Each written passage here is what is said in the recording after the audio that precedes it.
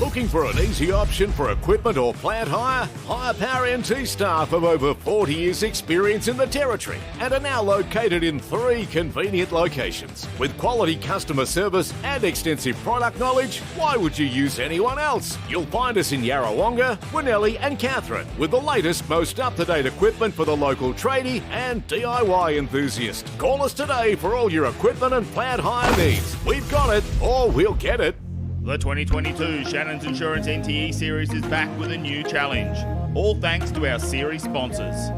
Shannons Insurance, Techie's Performance and Dyno Tuning, Paul Mansell Photography, NP Style Signage and Graphics, Auto Inspections and Road Services NT, West Oz Roof Restorations, Higher Power NT, Pool Guys Adelaide, Pool Drive, and Maticab Media.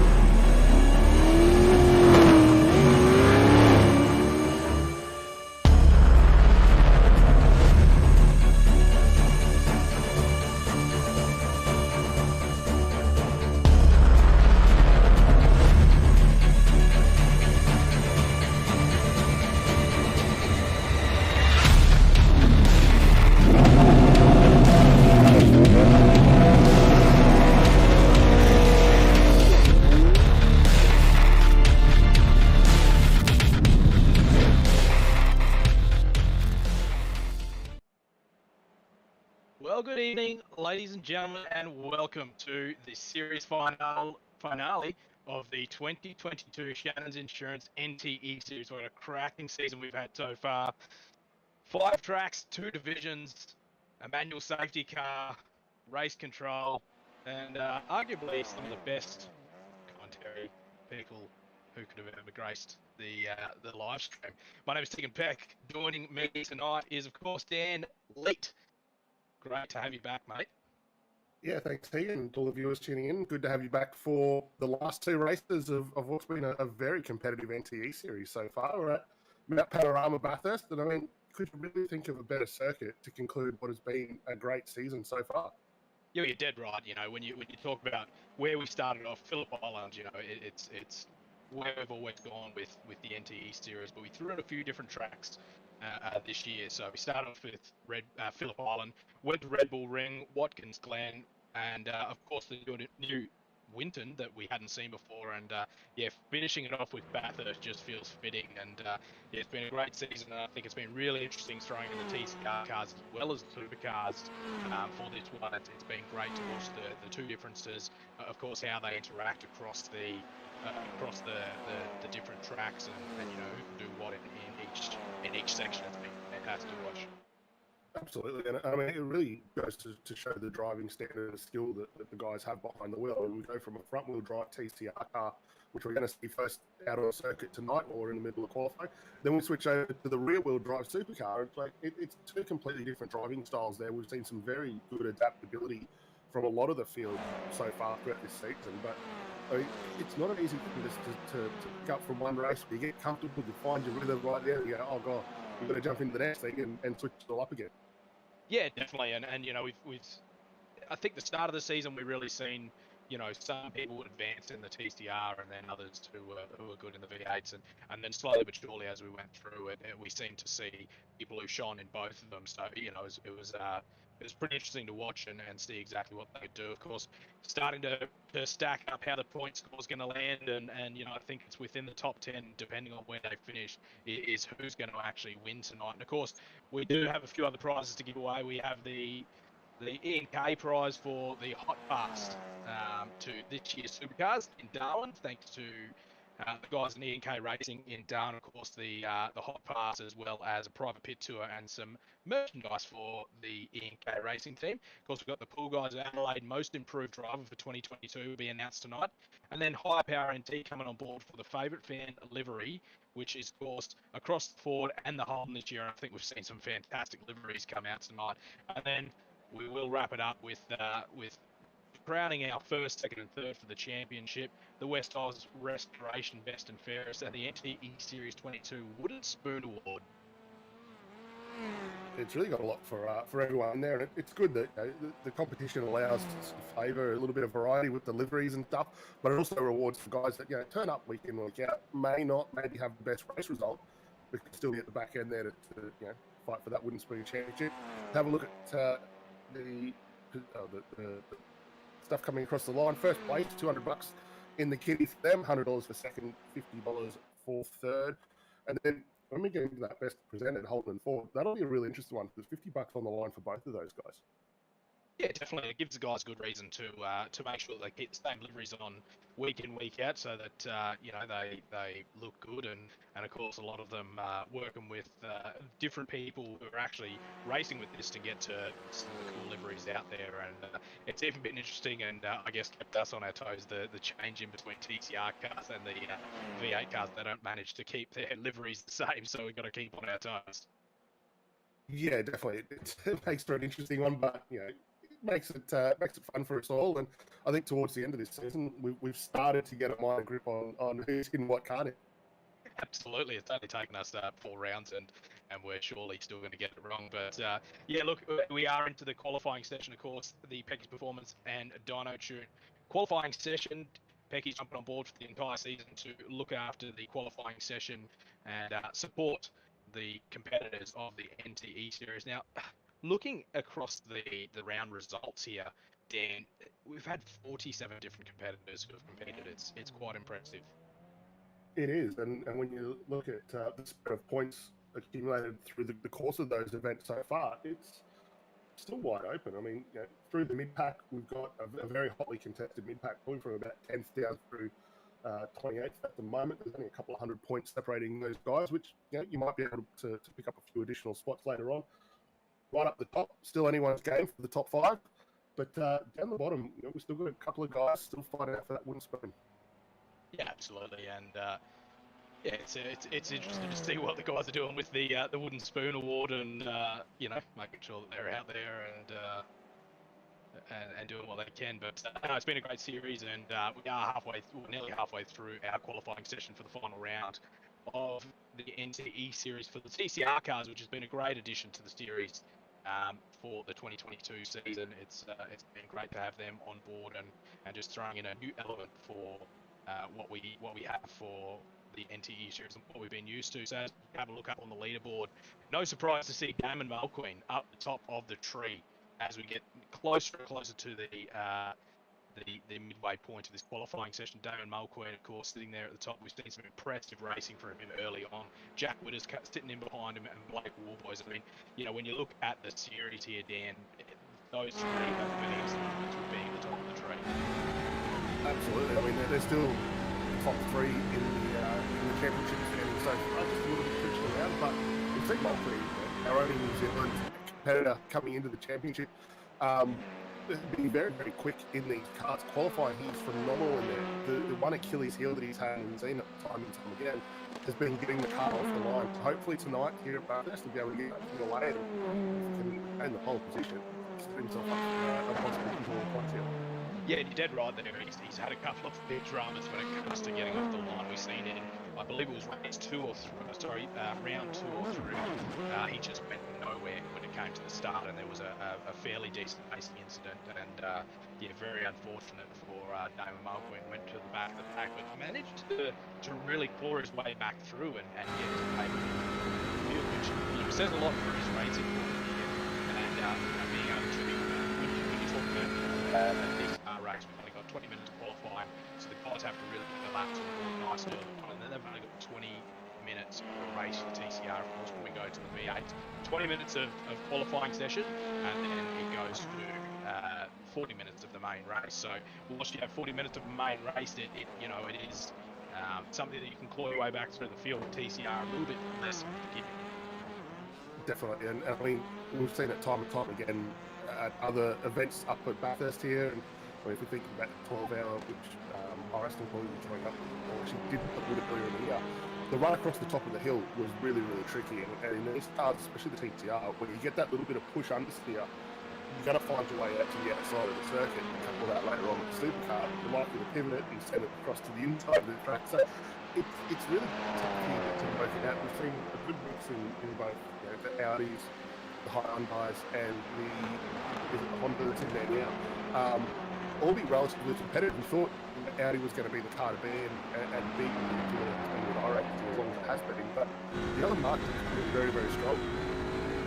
Yeah, absolutely. And just thinking about this one in another point there is of course I'm talking about it is built up for these guys to keep the racing clean and keep it together. And when you really think about their qualifying session with only 20 minutes to run, it's going to be all about when they get out of the track, what they're going to do there, and how they're going to make sure that they're not stuck behind another car that may be slower or maybe on warm up or warm down a lap that's going to hinder their best time. Because we've seen a lot of strategy come into the testing set or qualifying sections, I should say, throughout this season, where the guys have really they've sort of made sure that they get out there, get their best lap on the board, and then sort of back out and go back to the pits. So it's going to be interesting to see what the guys do here tonight. Of course, a little bit easier to start at Bathurst. However, as soon as you get into that sort of turn one area, that's where we've seen it in the past. The guys start to really cross up and make some contact. Definitely, and that sets yourself up for if you become a bit more through corner one, you then run the risk of being a similar result going across to the top of the hill. And we'll touch on that when we get to the hot lap here, which again in the Boyle Safety Car between sessions we'll have a look at that. Speaking about it, but just keeping in like 2 now. Qualifying, we've got just over 8.5 minutes still left on the clock. Jeff Widdist, who bumped himself now up into P1 or 7.1, just displacing Damon Mulqueen. Blake Warburg still sitting there in that third position. Justin McLean in fourth. 3/10 off. That's a pretty hefty gap around, and a lot of work to do to try and pull that last little bit in. And then series organiser Jack Burgess sitting there pretty in 5th position at the moment, and not that far off the pace, must be said. Yeah, absolutely. He's done pretty well throughout the entire series. As I just look to bring up the points, and currently sitting back in 7th is the fields leader, Mr. Jakey Burgess. He's doing pretty well there. Didn't really have the round that he probably would have hoped for in round 4. He's had some top 10 results throughout the entire season, but had it up at 11th and 10th for round number 4 there, which dropped him down a couple of points. So unfortunate there for Jake, but hopefully we can see him do something here tonight and make his way forward. Absolutely. Plenty of time left for that to happen. Clockwise down 7.5 minutes, just watching him hit his back into the lane there, just overshot that largely. So fortunately for the guys, and if you're tuning in for the first time throughout the series, no pit stops required in the TCR race to get us underway. But when we come time for supercars, getting these cars in and out of the lane is going to be all critical there, because anytime you give up on the lane, is positions lost on the circuit. Yeah, absolutely. Just having it through the rest of the leaderboard, there's some interesting names that have made their way here in the top 10. Currently here, one of the guys that I've sort of talked about from the start, he's been pretty impressive. Great to see that he's been able to make it every round this season. He's last season he had to go out to work, so he missed one of the rounds, whereas this time he's managed to make his way through. He's currently sitting there at 5th place, so within striking distance of you. Didn't really get the results he would have hoped for. So he had a pretty shocking first round with the 12th and 18th for his TCR in the F1 race, and then 14th and 14th. So no doubt had he made his way forward a bit more in that one, we probably would have been seeing the Forest. Yeah, quite possibly, but it just goes to show that the quality of your race results here is what's going to take. And if you do have a bad run in any one of the races, if you can back it up in the following races to come and get yourself a good more points, you can keep yourself well in contention to and he's right at the back of the lap. Let's have a look at Mulqueen. He looks like he's setting up for his next attempt at a flying lap, just working the heat into those tyres down Conrod. And people pretty shallow there. If you go white line to white line there, the cars do have a tendency to loop around. Yeah, of course, if you are joining us for the first time for the Pecky's Performance and Dyno Tune qualifying session, and you haven't seen iRacing before and you don't understand how it works, so with the qualifying session, of course, you drop a wheel off the side of the track, or your class is an out of track as iRacing calls it, or you make contact with another car or the wall, you of course do drop current laps. The lap that you're on doesn't count. So for a lot of the guys, it's that tricky line to follow.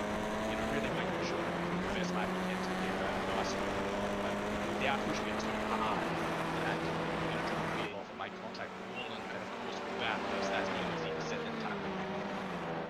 Absolutely. I mean, you need to use all the circuit to get the most out of these laps there. As you watch the guys spread their way across the top of the hill, you've got the concrete barrier just on the right of your car there, millimetres away from being contact. So it's very easy to pick up a little bit of a rub and not avoid that lap.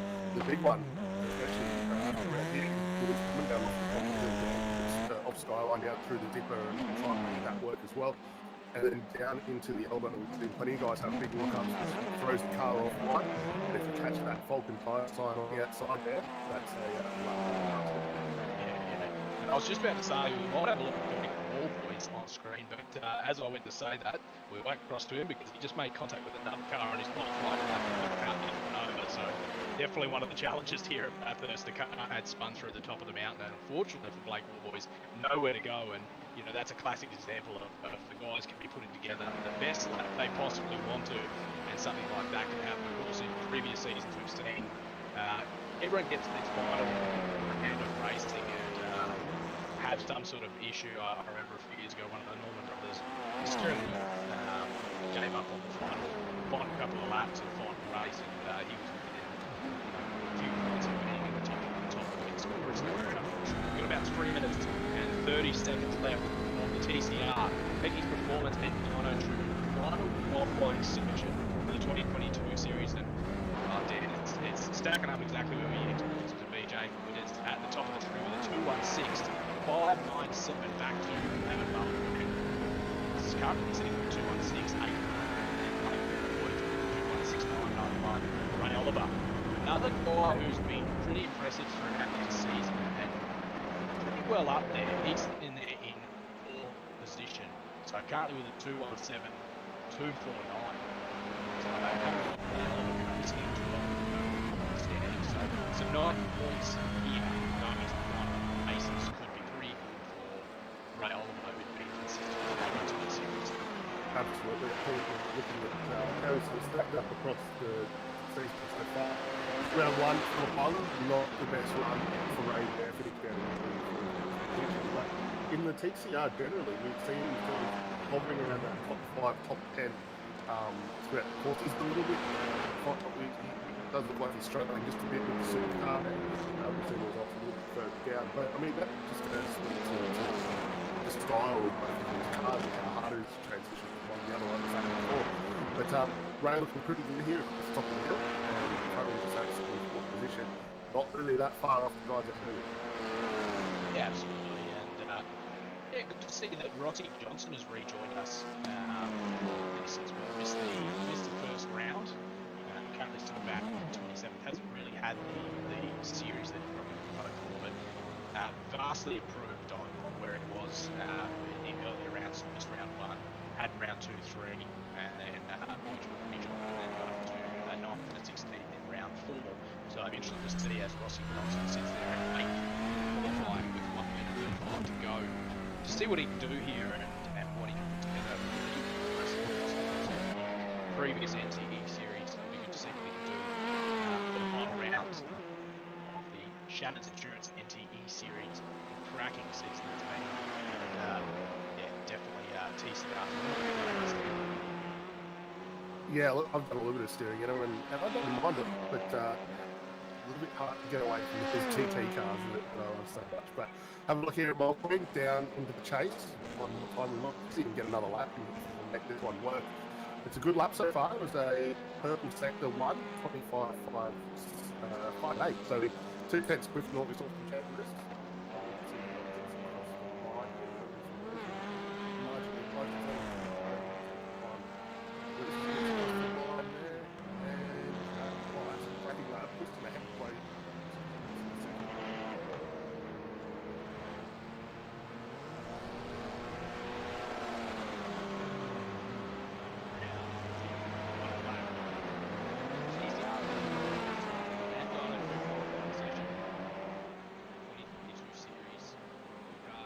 Looking like they put together a lap time.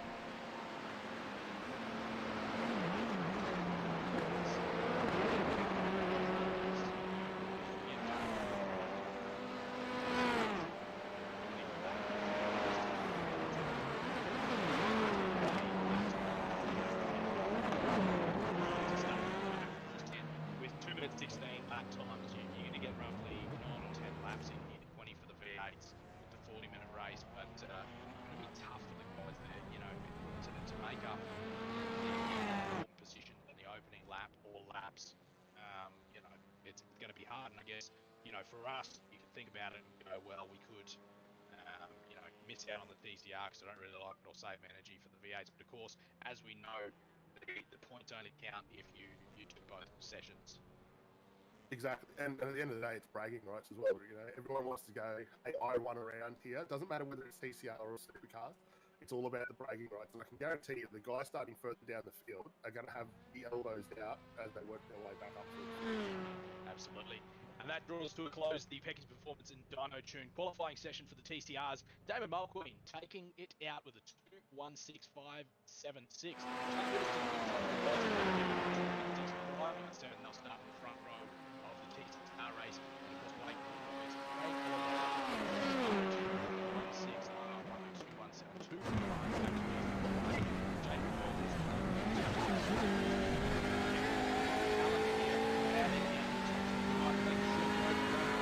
From our series sponsors. We'll be back with the main race very soon. Looking for an easy option for equipment or plant hire? Hire Power NT staff of over 40 years experience in the territory and are now located in 3 convenient locations. With quality customer service and extensive product knowledge, why would you use anyone else? You'll find us in Yarrawonga, Winnelli and Katherine with the latest, most up-to-date equipment for the local tradie and DIY enthusiast. Call us today for all your equipment and plant hire needs. We've got it, or we'll get it. The 2022 Shannons Insurance NTE Series is back with a new challenge, all thanks to our series sponsors. Shannons Insurance, Pecky's Performance and Dyno Tuning, Mansell Photography, NP Style Signage and Graphics, Auto Inspections and Road Services NT, West Oz Roof Restorations, Higher Power NT, Pool Guys Adelaide, Pool Drive, and Maticab Media.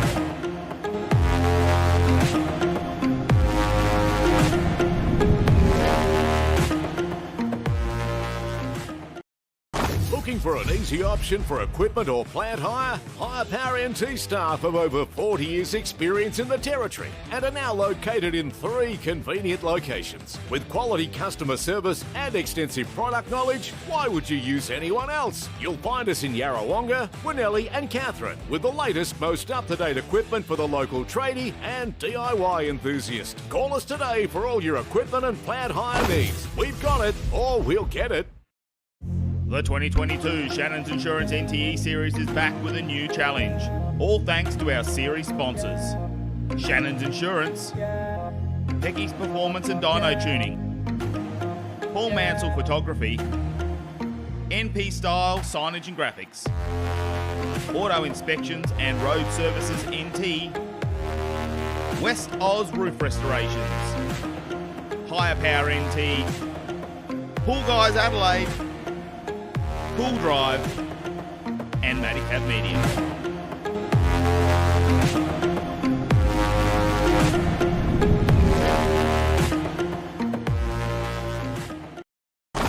For an easy option for equipment or plant hire, Hire Power NT staff of over 40 years experience in the Territory and are now located in 3 convenient locations. With quality customer service and extensive product knowledge, why would you use anyone else? You'll find us in Yarrawonga, Winnellie and Katherine with the latest, most up-to-date equipment for the local tradie and DIY enthusiast. Call us today for all your equipment and plant hire needs. We've got it, or we'll get it. The 2022 Shannons Insurance NTE Series is back with a new challenge, all thanks to our series sponsors. Shannons Insurance, Pecky's Performance and Dyno Tuning, Paul Mansell Photography, NP Style Signage and Graphics, Auto Inspections and Road Services NT, West Oz Roof Restorations, Hire Power NT, Pool Guys Adelaide, Pool Drive, and Maddicab Media.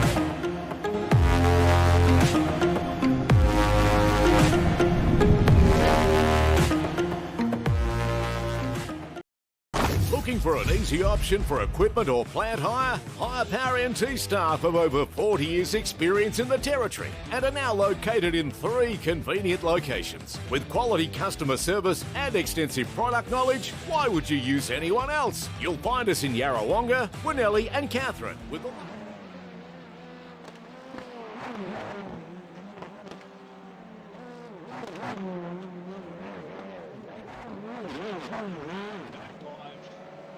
Look at the track, Bathurst, final round, Shannons Insurance NTE Series. Guys, just got a warm-up session, getting a few extra laps in here, so we're so glad to get that. Choose to sit and play. So just be going out there, get some additional laps, to see where they actually go from here and qualifying session done for the TCR cars. We'll get into the very soon. TCRs at the bottom time. Take a short break and go to the qualifying session. Qualifying guys 40 minutes of their main race. Not surprisingly, Dan, the qualifying session stacked up at the moment, sitting at the top. Very impressive throughout this season in these TCR cars. Took out the opening TCR cars and has been very consistent the entire way through. Japanese and Black. Yeah, he's been phenomenal in the TCR car over the course of the season so far. We just need to see him get that conversion off the line. We've got a crowd because we've got the racecraft and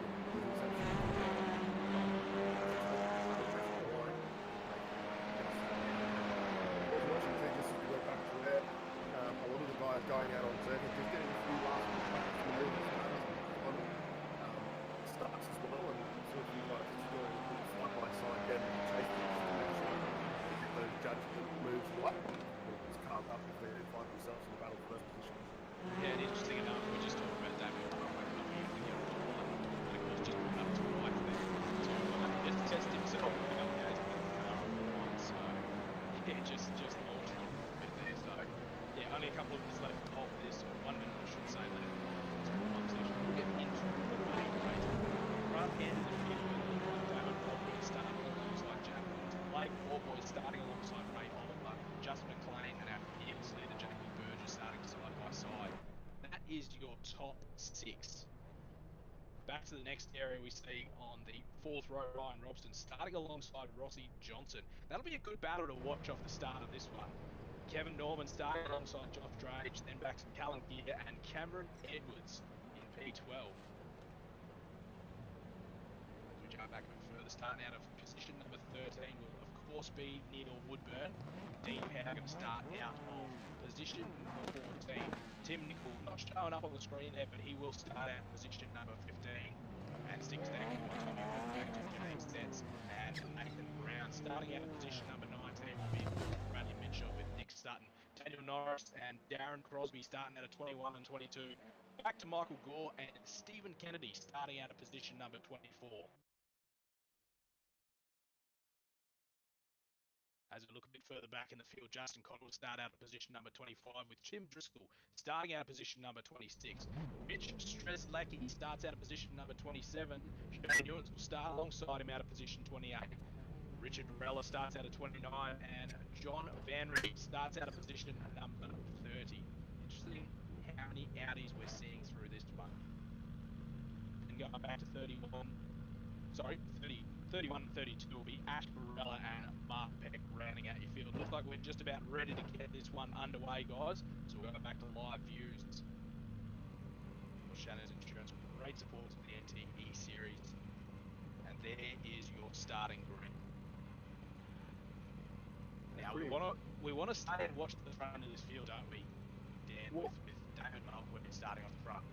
Absolutely, we do. We need to keep an eye on that, but we've got to keep an eye about the guys that are right around the corner getting down towards pit entry as well, because they're going to struggle to get these cars on the way. Yeah, we might see if we can take a bit of a further back view, if we can get that one, just so we can see a bit more of the field. So yeah, you can just stacked up there. Of course, some of the challenges for the other guys as we go around and starting around the corner. Nice start there for David Mulqueen. Jack is starting alongside him, side by side, really even race.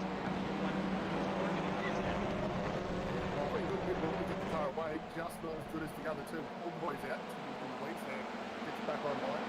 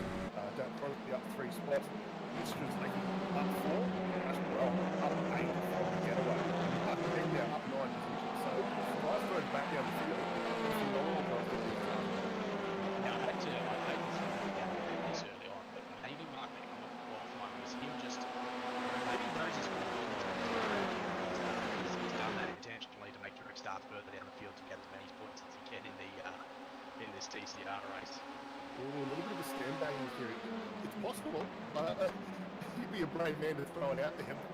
You know, if that's what it is, I mean, we'll definitely see him come up towards the top 10. We might even see him in the top 15 at this rate. But that looks back a little bit further back then. That's McLean put it off wide. Warmore's down the inside with Tim and he can get this one done quite enough. Mulqueen back there into that second position. Yeah, Mulqueen doing a great job there to capitalise on McLean's mistake. Play doing a great job in the opening lap to gain the number of positions on that just went fairly wide there as we have a look. P2, David Mulqueen doing a great job of holding it out in position number 2 and sneaking his way back. And what a great couple of shots we had there as we went through the top of the meter. And we posted a car the attitude and movement to the cars in front of him. Yeah, and that's the most thing. Time pressure down, you need front wheels to turn and drive. And you're asking a lot of the car to get that through, so done a phenomenal job to get that over.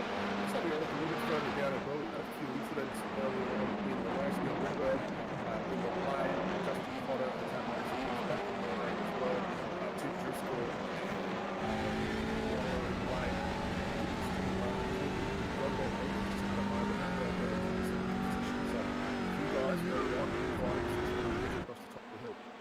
Yeah, we just jump on board in cab with your race leader, the 898 car, Jack Witters. Has done a fantastic job throughout the 2022 season, has had some fantastic battles with a lot of the other contenders who are currently sitting in the top 10. And just really nice the top of the field here. And on that rest of the field, led it from the start so far. About 16 minutes left of this this opening TCR race for the final of the 2022 Shannons Insurance. Oh, big moment in the back there. Who was that? Hey, Justin McLean. Yeah, that is tough for him. He did such a great job as many positions as he did in the opening lap there, and just puts it in the water. That's the tricky thing about Bathurst here, Dan, is once you go out a little bit too wide and you make some contact with some of the other guys, it's all up and over. Well, yeah, it looked like you're able to get the car away. To just hear a oil across the race control there, just to have a look into that 140 as well, and we'll see how he goes. Yeah, he's fallen well down the already now. Just trying to work his way back through. Ready to put another lap on the board here. Jack Witter's still leading this one as we have a look at how they stack up. Jack Witter's still sitting at the top of the tree with David Mulvey sitting in the second. David Mulvey to really get up to where he needed to be after a bit of a tough start there. Blake Warboys currently sitting in third position. Just seeing that back on the screen there. Brad Oliver, another car that I've been very impressed with throughout the season. Ryan Robson not far behind them, of course, our fearless leader, Jakey Burgess, in 6. Rossi Johnson's in 7. Baxter Cullen Gear is in 9. And Dean Howe in 10. Battle on the screen here. Jakey Burgess battling it out with Ryan Robson. Two left of the battle. Have done a great job throughout the season. Yeah, very respectful.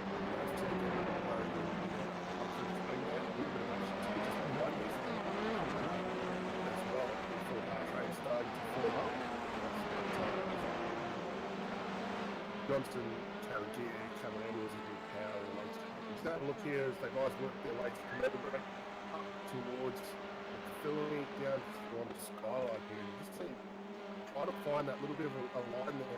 But if anything, for Burgess here, he looks like he's got that car just a little bit more pointed on it. Suits his driving style. He's able to get a nice flow across the top there. Yeah, the far chase we just jumped on there. The camera view for Bathurst. It's a fantastic angle when you talk about running through Bathurst and the top of the mountain here. Tricky corner this one, Dan. The big tight elbow there to get through it. It can catch a few people out and you can very much slam that ball before you get onto the straight. Absolutely. I mean, the braking zone there is really tricky. It's downhill. You want to be out as close to the rock wall there before you kick the car in. But it's so easy to just patch it, brake and set yourself off. And you saw that with McLean there. As we watch these two come around, they're going to start getting into a little bit of that rough traffic that can its way into lane on the corner. Yeah, I'll just go back further in the field and have a look on with Callan Gear and Cameron Edwards, because they are battling out a big way here in the field. Back in 8th and 9th position, with Dean Powell not far behind him. We can see him go through the final corner. These guys have been mixing it up in the last lap and trading places backwards and forwards. And of course, the number 11 of Cameron Edwards and Callan Gear in the 54 car have been pretty impressive throughout this. I'm sorry, 4 years, but very impressive throughout the season. We just see Dean Powell not even far behind either. All within the top 10, and let's see what they do as they go down the range break here and see if they have another good battle. It's Dean Powell just has a good draft there and closes in on the number 11 of Cameron Edwards. Side by side they go now. Tough break this one with trying to make it work. Well, how many times in the efficient or real life Bathurst up down when we've seen guys trying to get the way through there. There's always the driver on the outside that tends to come and stuff. It's West Back up there. So it's a little bit of a tricky spot to get there. I don't think it's quite have the run to be able didn't have the run to hold on the outside there. But it's worth having a shot around. Yeah, he lost a couple of car lanes and he was still within that top 10 and no one too close to him to be able to really try and get ahead of what he did there. So nearly at the halfway point here, as we have a look through the top 10, we want to jump back on board with our 8th Jack Witters as he gets on with this race and we push towards the halfway mark. Top 4 or 5 cars there, still very impressive out of the back. Well, there's not much time separating our lead runners at the moment. We've got a cut over 2.5 seconds covering the top 3, and just behind them, we've got 4.5 seconds behind this little trainer. So you just see them working their way through a little bit of lap traffic. Looks like they've cleared all that now. It will be a clear run home going forward, assuming we have no other injury or issues for guys further down the running order. But for Warboys, Jack Widders at the moment, he's doing a really good job just holding control of this one. And you see Warboys just in the back there having a look at more clean, signing up, looking for those set one down the inside. Yeah, definitely, and a very nice battle pack for the top three. You did see Ray Oliver just at the back end of your screen, but pretty much throw a blanket over the top three there in Jack Widders and Blake Warboys. I have about 5 laps left to run of the TCR race. Race number 5 for the TCR section, as we jump on the far chase with Ray Oliver just on straight there. Close in on the top three as they look to have a good battle here, and all drafting each other. Now, Dan, it's challenging to know how long to draft for and when to try and make a move and we just see Damon Mulqueen drops off a bit of speed there and opened up the door for Blake Warboys to have a crack.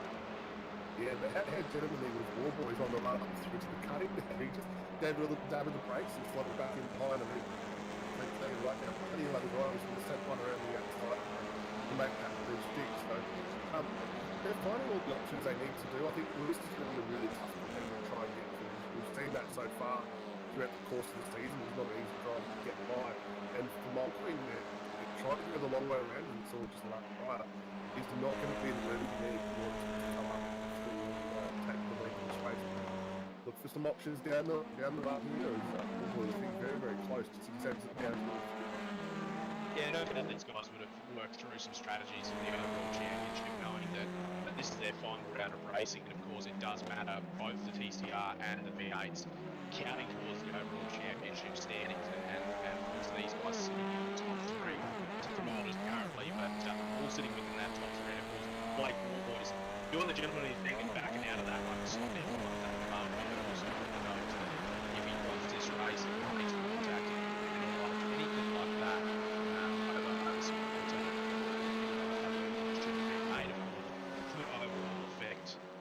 The series point score and put him down a lot further than where he wants to be, whereas finishing in third going to be really respectable in race number 1 of the final round of races, and probably keep him in the current position, if not ignore. Yeah, keep an eye on that. Lewis and across the line first. He is still setting a pretty good time. It was 2/10 quicker last time through. Over Mulqueen and the others, and we saw that with a scrap up through the cutting. Not really worked too well, but what it did do was help bring Ray Oliver back in a little bit closer to contention. Yeah, now just having a look back through, unfortunately Jake Burgess dropping off in a big way. I was just having a look at the battle pack, of course, with Rossi Johnson a bit further back. It's the same battle pack we were having a look at for Rossi Johnson, Cameron Edwards and Dean Powell, and I was just wondering, as I was looking at Ryan Robson and Rossi Johnson, where we might have seen Jake Burgess when he's dropped off in a big way. Just in have a look at this battle pack now. Dan, they've obviously drafted each other and got in there and swapped up some places there with Callum here just ahead of the rest of the group. Yeah, and they're all fighting over the same bits of real estate on the circuit. A little bit of differences in the driving style. Rossi Johnson very close around the inside, right through the cutting, taking that traditional line and trying to maximise the effort. But the exit, this one seems to have worked quite well through. But keep an eye on those guys, sat a little bit further behind Dean Powell and Cameron Edwards. They're going to be looking for any little chink in the armour from those two in front to get those moved back. You can just see there's a little opportunity there for him as Johnson just runs it up and over the grass on the outside. He's into the wall. Yes, big mistake there as we have a look at the replay here at Rossi Johnson. Have a look here. Oh, just gets loose off the curb there and puts it in the wall. That, of course, is the challenge here when you have a look as we go back live to the main race here. Might jump back on board with the leaders now with Jack Widders still ahead of Damon Mulqueen. Mulqueen not able to close in and take any advantages and try and advance to his current position. With only 6 minutes left to go, 5 minutes I should say of this one.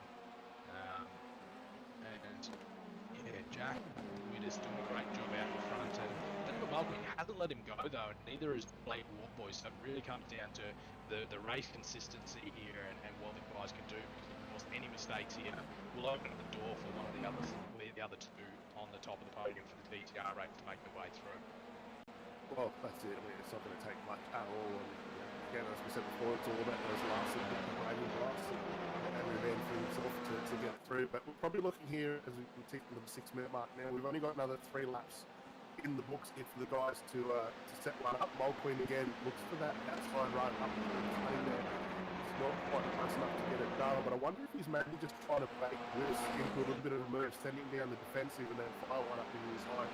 Going in the line. Really should be trying to move twice up the zone. And of course these guys will be looking at their relatives, and Jack Witters will definitely know that David Mulqueen starts sneaking in as he goes down, and it's great. And he does close the gap there a little bit and bring in that relative, and you're watching that and keep your eye on his mirror to see exactly what he's doing and what moves he's making.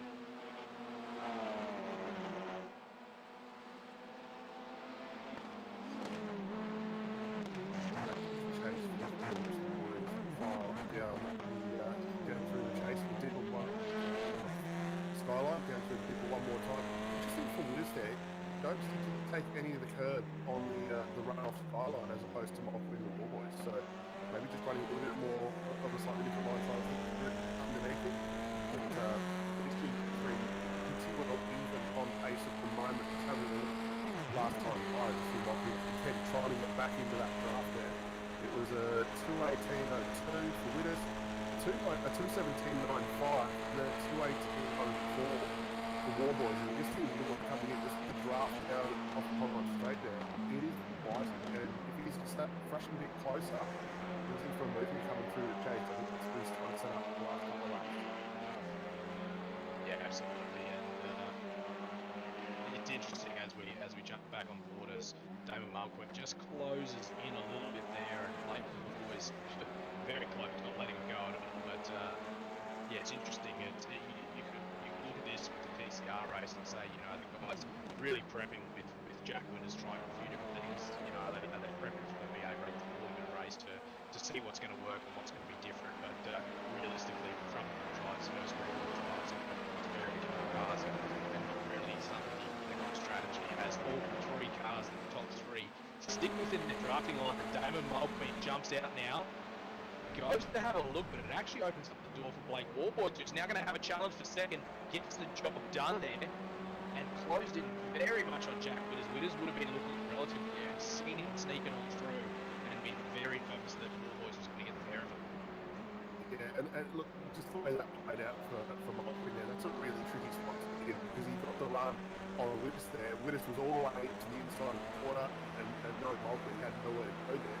The only option is to go out wide. And what's that do? It opens the door for Warboy, so he just sends one back up the inside and picks up that spot. So Mulqueen now got the hard job. He's got another lap in the books after this one. He obviously crossed over that through that's 40 remaining.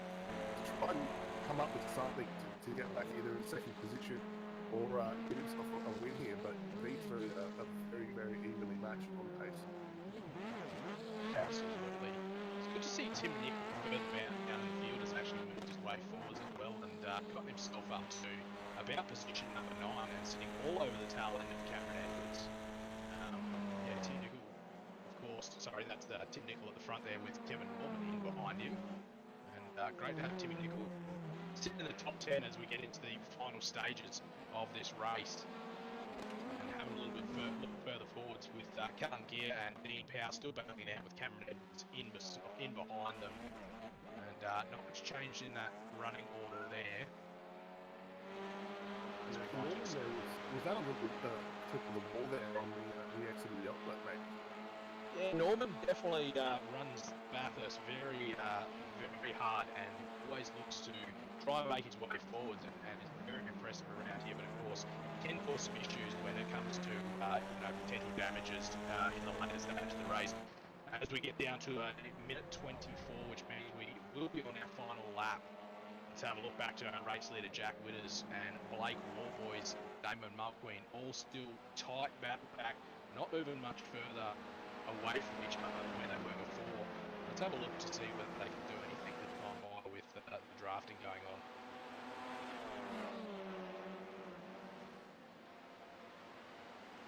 So interestingly there, Widders was able to move that car right back over the racing line. It didn't quite have the pressure from Warwaters up and out and straight, but Warwaters now going to get on with it, and he's going to have a mirrors full of Michael here.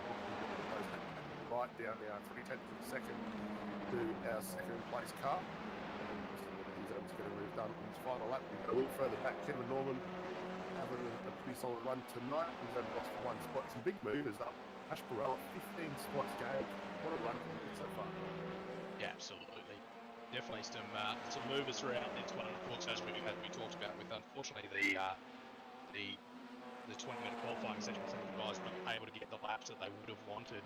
17 seconds left to go, so you'd have to imagine we'll be getting into our final lap here for Jack Winters as Malcolm dropped off a little bit there, just a car link between himself and the top 2 spots, but Blake Warboys really getting on the tail end of Jack Winters here and trying to make his way forward as we get into Held Corner.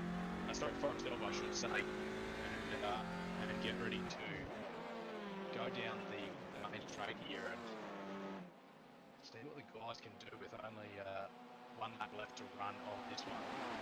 Yeah, we're already doing the moving down the back straight, trying to break that draft a little bit.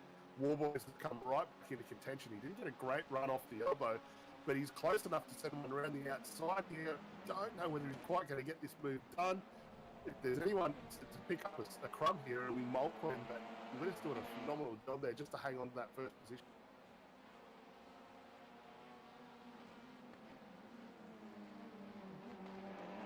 Yeah, you'd have to know for Malcolm, he'd be sitting back there in 3rd spot watching a big move like that and just hoping that something big happened there and he could sneak on through and do the Bradbury and take out the win here. As a big skid to finish off the race. That is the final TCR race of the 2022 season. A race that was, of course, Jack Witters, Blake Warboys, Damon Mulqueen, the top 3. Could have just about thrown a blanket over the front 3 of them throughout the entire race. They battled it out time and time again. And really did a great job there. Now, of course, guys, we are wrapping up the 2022 Shannons Insurance NTE Series, but pretty sure the guys at the NTE Series has something pretty cool around the corner. We might take a short break, take a word from our series sponsors, and just have that 10-minute break that we generally have for the swap between our 2 servers as we get ready for the final V8 race. We'll be back very soon.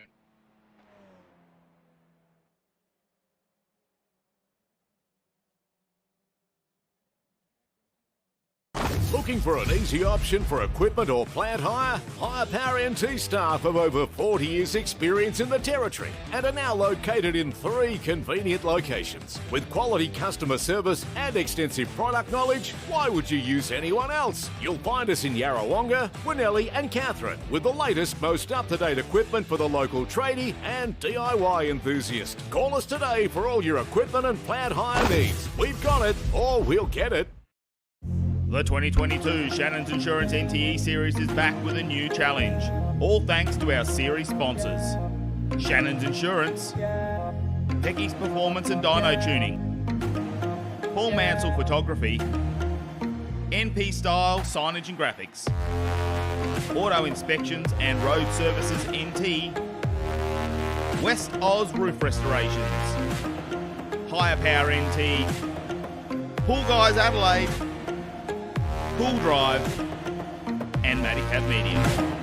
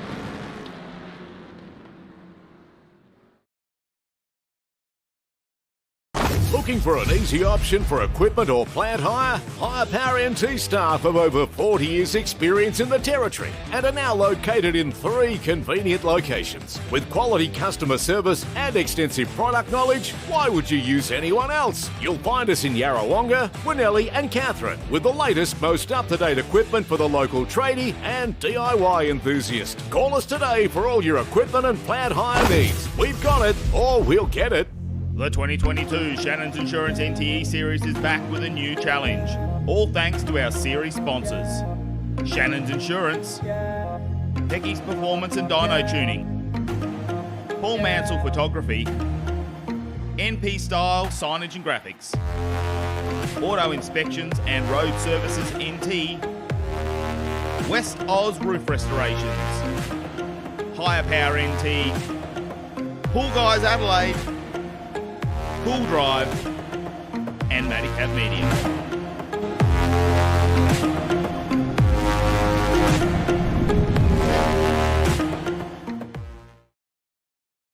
Good evening, ladies and gentlemen. Welcome to round 5 of the Shannons NTE series tonight.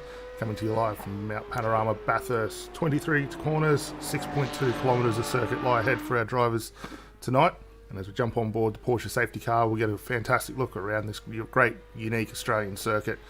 The run out of turn 1, Hell's Corner, gives the drivers a little bit of an advantage to have a bit of a breather, set themselves up for a passing opportunity up over the top of the hill, down Mountain Straight, up towards turn 2, Griffin's Bend. You'll knock the car back a couple of gears here as you float the supercar through on entry. Use all the curb on the outside and set yourself up for a nice run up towards the cutting here, where we've seen plenty of incidents in past Bathurst 1000 events. Up through the cutting here, got to watch for the wheel spin as you crest over the top and make our one up through turns 5 and 6 towards Reed Park here. The car floats through nicely. You can get right up against the Fujitsu sign there on the way through, and then down towards Metal Grate. The car will just float in there nicely, get it up high and wide towards the wall, and up through McPhillamy as you make your way onto Skyline. It's a good chance for the drivers to have a look over the top before they start the big descent down off the top of the mountain, down through the S's here, turns 11, 12, 13, 14, up towards the Dipper, where we've seen plenty of incidents over the course of recent races through here, down towards the Forest Elbow, turn 18 complex here. Plenty of opportunity for the drivers to get one down the inside, but also watch out for the brake lock up, and getting the exit is all important to set you up for the long run down Conrod Straight here, up through the gearbox 5 and 6, as you set yourself up for a little bit of a breather here, and get the car positioned beautifully for the run in through the chase. One of the quickest corners in Australian Supercar Championship, and float the car through here nicely. Pick up a little bit of curb, settle it down at the 150 marks, get it on the anchors, and turn it in at the chase there. Run the car out wide, look for the apex, and set yourself up for the run up under the bridge. We'll see plenty of guys use the pit lane exit there, just on your right of screen, and then down for the big braking section in towards Murray's Corner. Look out for the curb on the inside, use it all up on the outside, put the power down nicely, and get yourself across the line. We'll see some fantastic racing from all the guys out there tonight. Looking forward to this one.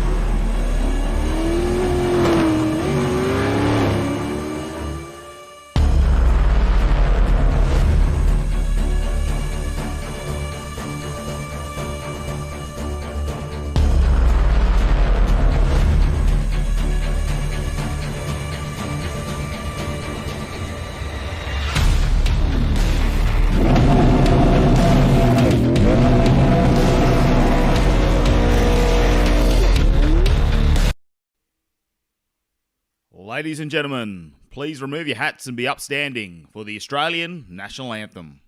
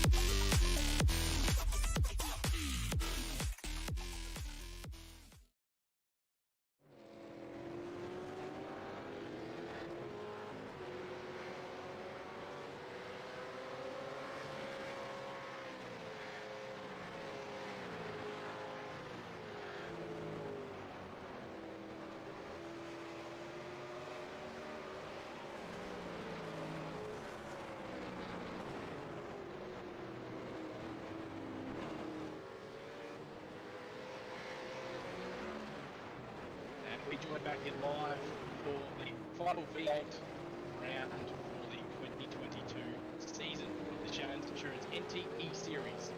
If you just joined us, my name is Dan Lee, joining me in the commentary box. A cracking series it's been for the 2022 season. Of course, we are underway for the final time, the final package performance and dyno qualifying section. 20 minutes will be the journey.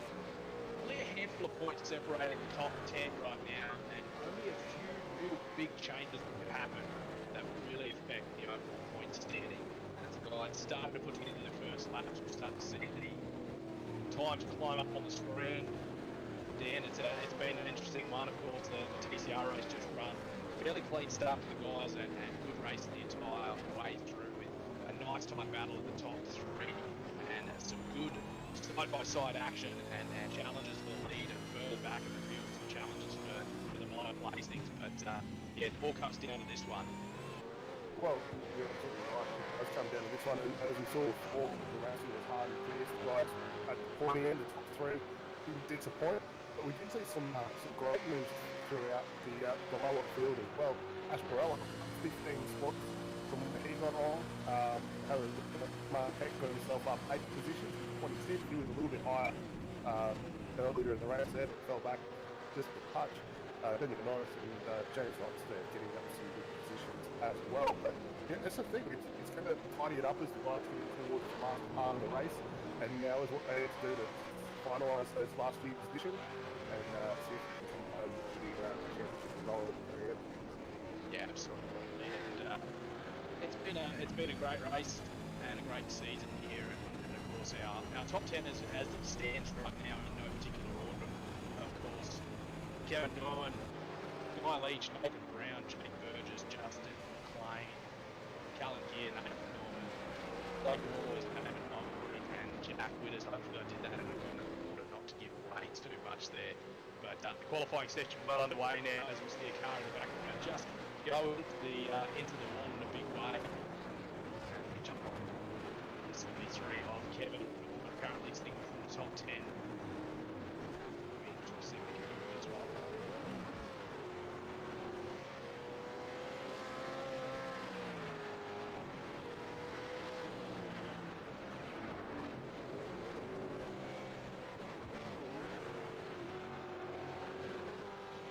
We have started to see some time taking together, so no surprise here after the TCR race.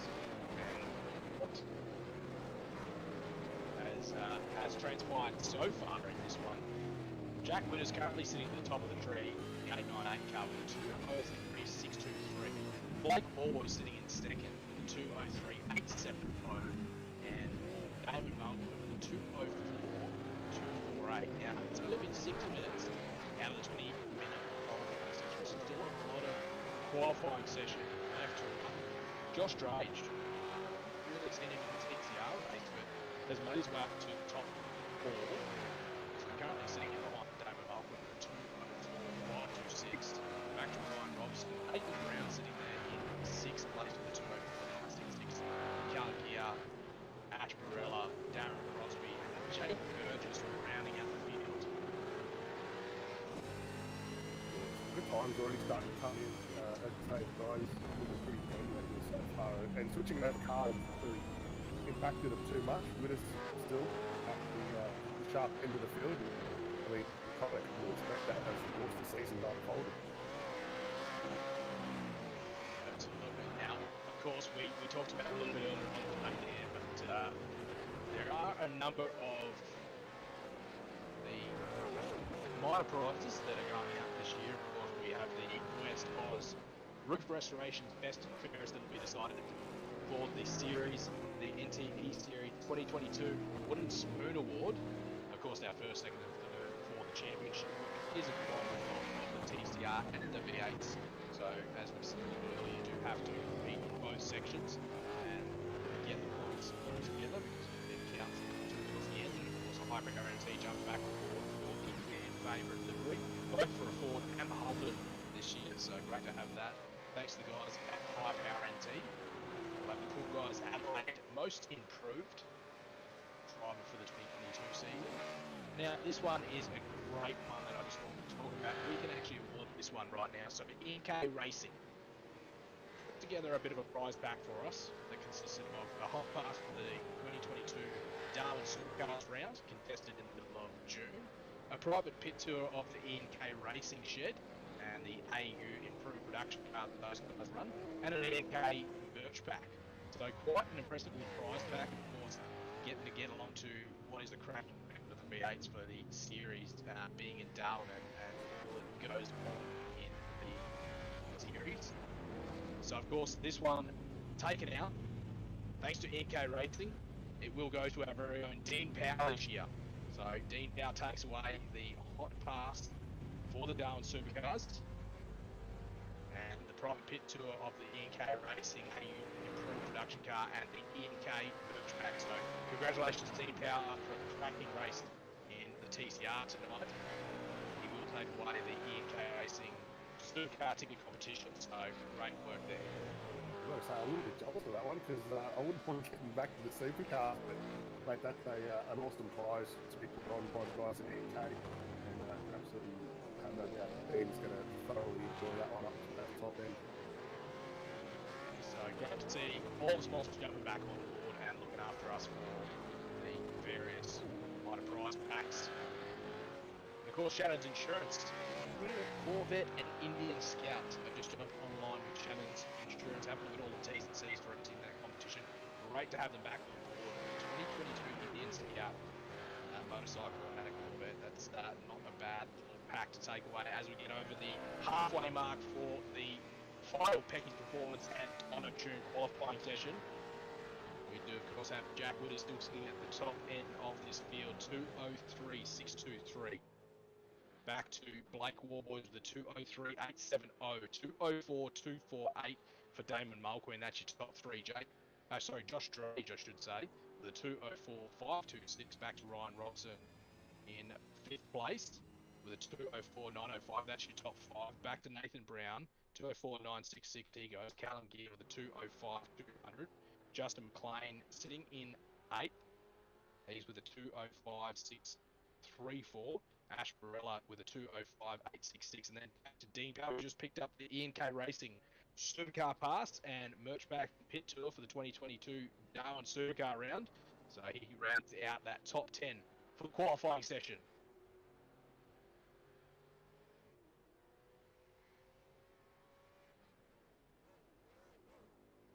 We've still got quite a few guys back in the lane, just maybe looking to set themselves up with a final lap here, or a few final laps to go. So we've got 8.5 minutes on the clock, and as we see the times so far that have been put out have been very, very competitive throughout the first top 10 at the moment. Jake Burgess just on screen at the moment, the car number 100, and he's probably a little further down than where he wants to be in the supercars at the moment. Currently sitting in 12th with a 206.43, and he's got a little bit of work to do if he wants to get himself up inside that top 10. Yeah, absolutely. It's going to be a bit of a challenge here, but of course, 2-minute lap times, or just over 2 minutes, I should say. But just under 8 minutes left to go, so still a few laps there to go, and you have to know that some of these guys would use their first few laps just to do a bit of test and tune and see where the car's at, and then there. But as we said with the qualifying session, of course, a bit of a challenge where you throw a wheel off or you make contact with the wall or another car and you do actually lose your lap time. So very challenging for some of these guys with getting around and making sure that their lap times count each and every time they hit the track. And of course, some of the guys would just be doing some track prep and seeing how they're running with their loads in their car and how the tyres are going to perform in them opening laps. So all important to get the laps on the board nice and early on. Only a 5-minute warm-up in between this and the official race, the 40-minute race that will decide the championship for the 2022 season, thanks to Shannons Insurance.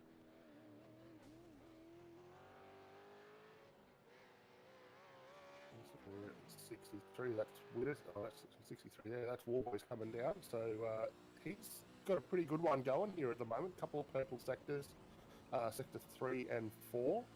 And last time through for him, 203.8. So 200ths of a second, or 2/10ths of a second, sorry, behind Jack Widders down through the chase. Looking pretty handy there. A little bit of a lock-up on entry though. see whether he was able to hold on to that one, because he got himself very, very close to the white line there. I think he might have just set that one back into the lane, so he's aborted that lap, and we'll go again.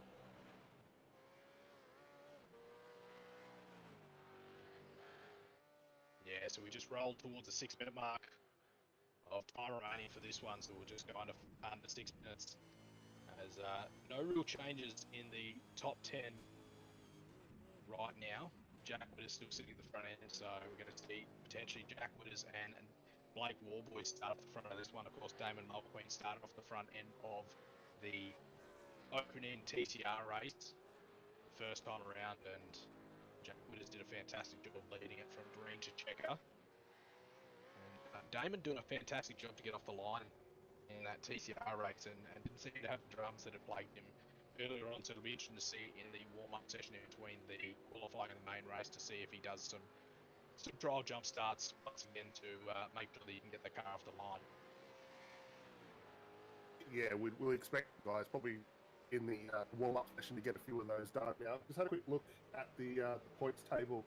Finally managed to get that all updated after the first TCR race, and it has really started to tighten up the battle for second position at the moment. Witters has got himself a nice little bit of an advantage over Warboys. He's on 1,113 points, plays 1,032 for Warboys and 1,008 for Mulqueen. So the top three, as they stand on track in qualifying at the moment, currently still sitting as the top three in the championship standings.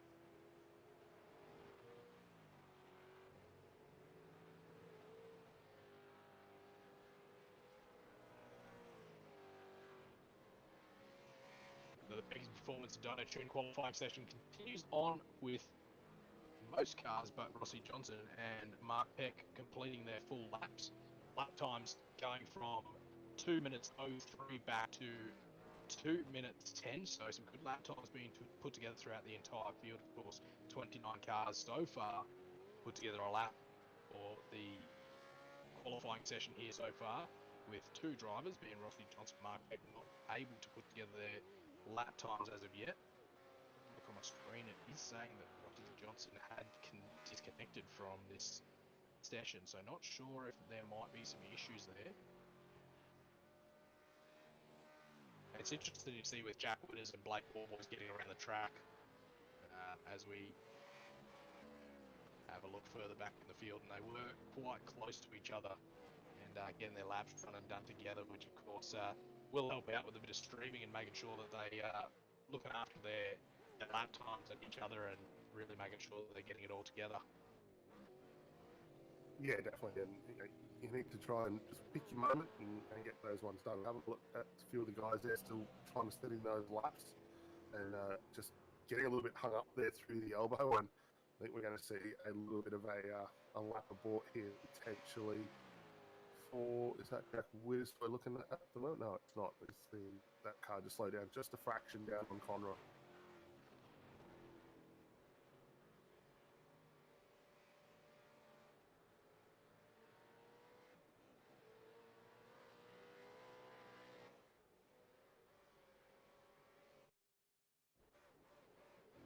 Actually, it was Jake Witters there, just slowing down, set himself up for a lap. Let's have a look here, the 39, just a little bit slow getting up over the top of the hill. But we'll have a ride on board here with Jack. We'll see what he's able to do in the Commodore Supercar there. Best time at the moment out on circuit. 2 tenths clear. Blake Warboys, 203.624. And the car looks pretty comfortable getting that through turn 1 there, Tegan. And the ride up through Mountain Straight at the moment, I mean, pretty easy, it's a straight line. But getting up across the top of the hill, we'll keep an eye to just to see how this car goes. That being said, Blake Warboys, a PB sector 2. He was 600ths of a second quicker than Witters going over the top of the hill. We'll jump to the onboard shot here up through the cutting to see how the car works its way through there. Ooh, a bit of a slide, not really what you want.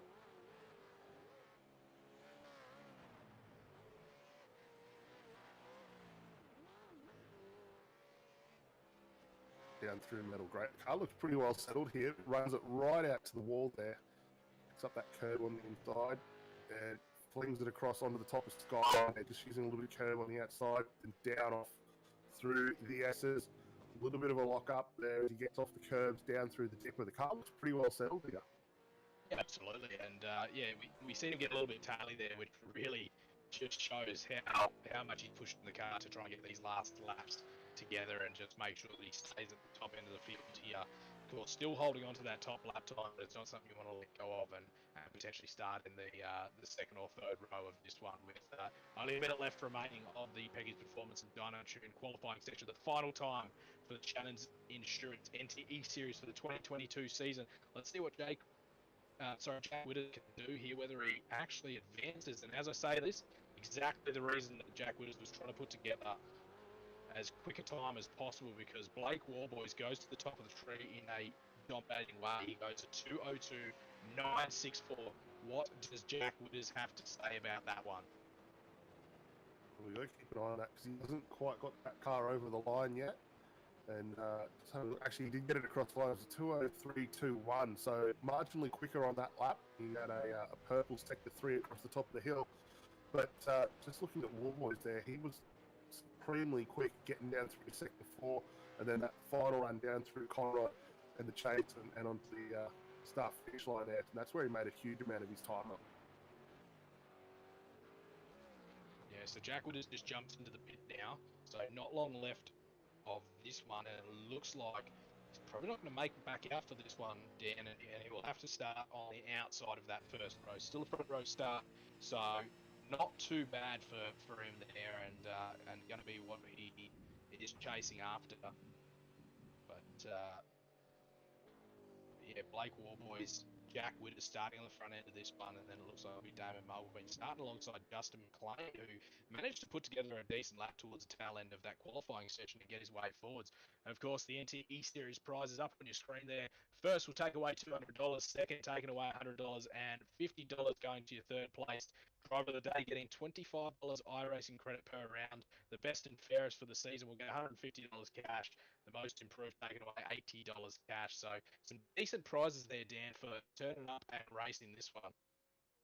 Absolutely. I mean, the guys have gone above and beyond with the prize haul there, and you can see just why the field is as tight as it is. Yeah, we've got some big prizes on grabs for the guys. We just had the tickets to the board for the supercars event for Dean Power there, and now we're down to the financial stuff for the guys. A couple $100 on the line for the series championship, and the top 3 taking away some prize money there. And don't forget that wooden spooner. Mate, I am looking forward to seeing what trophy and photos come from the wooden spooners. Absolutely. We'll have to keep an eye out. Of course, $50 cash going to the Wooden Spoon Award.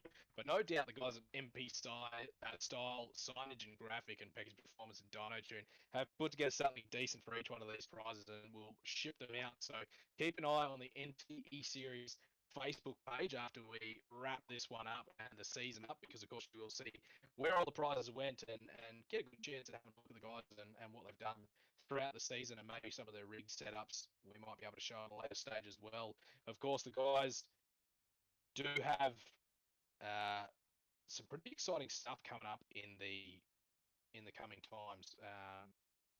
There's another set of races coming up, I believe, as we get ready to jump into our warm-up session, the final guys qualifying. But the NTE Series have something up their sleeve for us to look forward to, Dan, and get on with.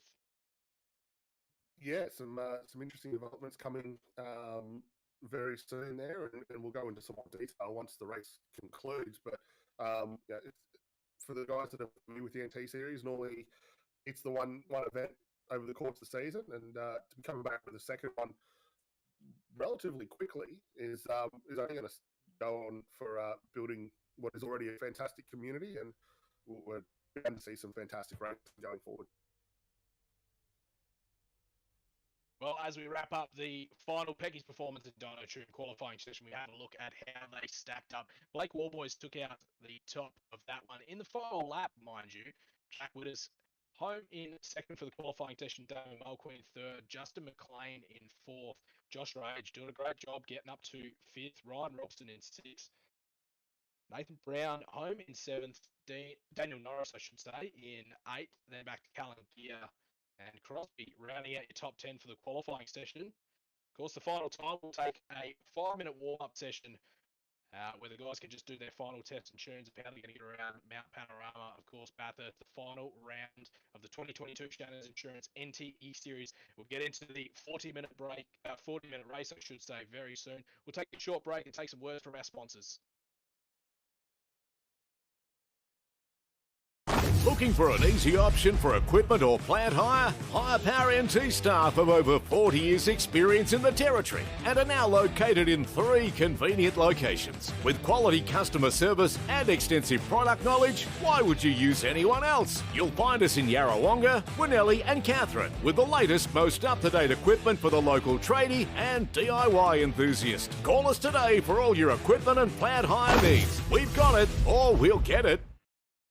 The 2022 Shannons Insurance NTE Series is back with a new challenge, all thanks to our series sponsors. Shannons Insurance, Techies Performance and Dyno Tuning, Paul Mansell Photography, NP Style Signage and Graphics, Auto Inspections and Road Services NT, West Oz Roof Restorations, Higher Power NT, Pool Guys Adelaide, Pool Drive, and Madicab Media.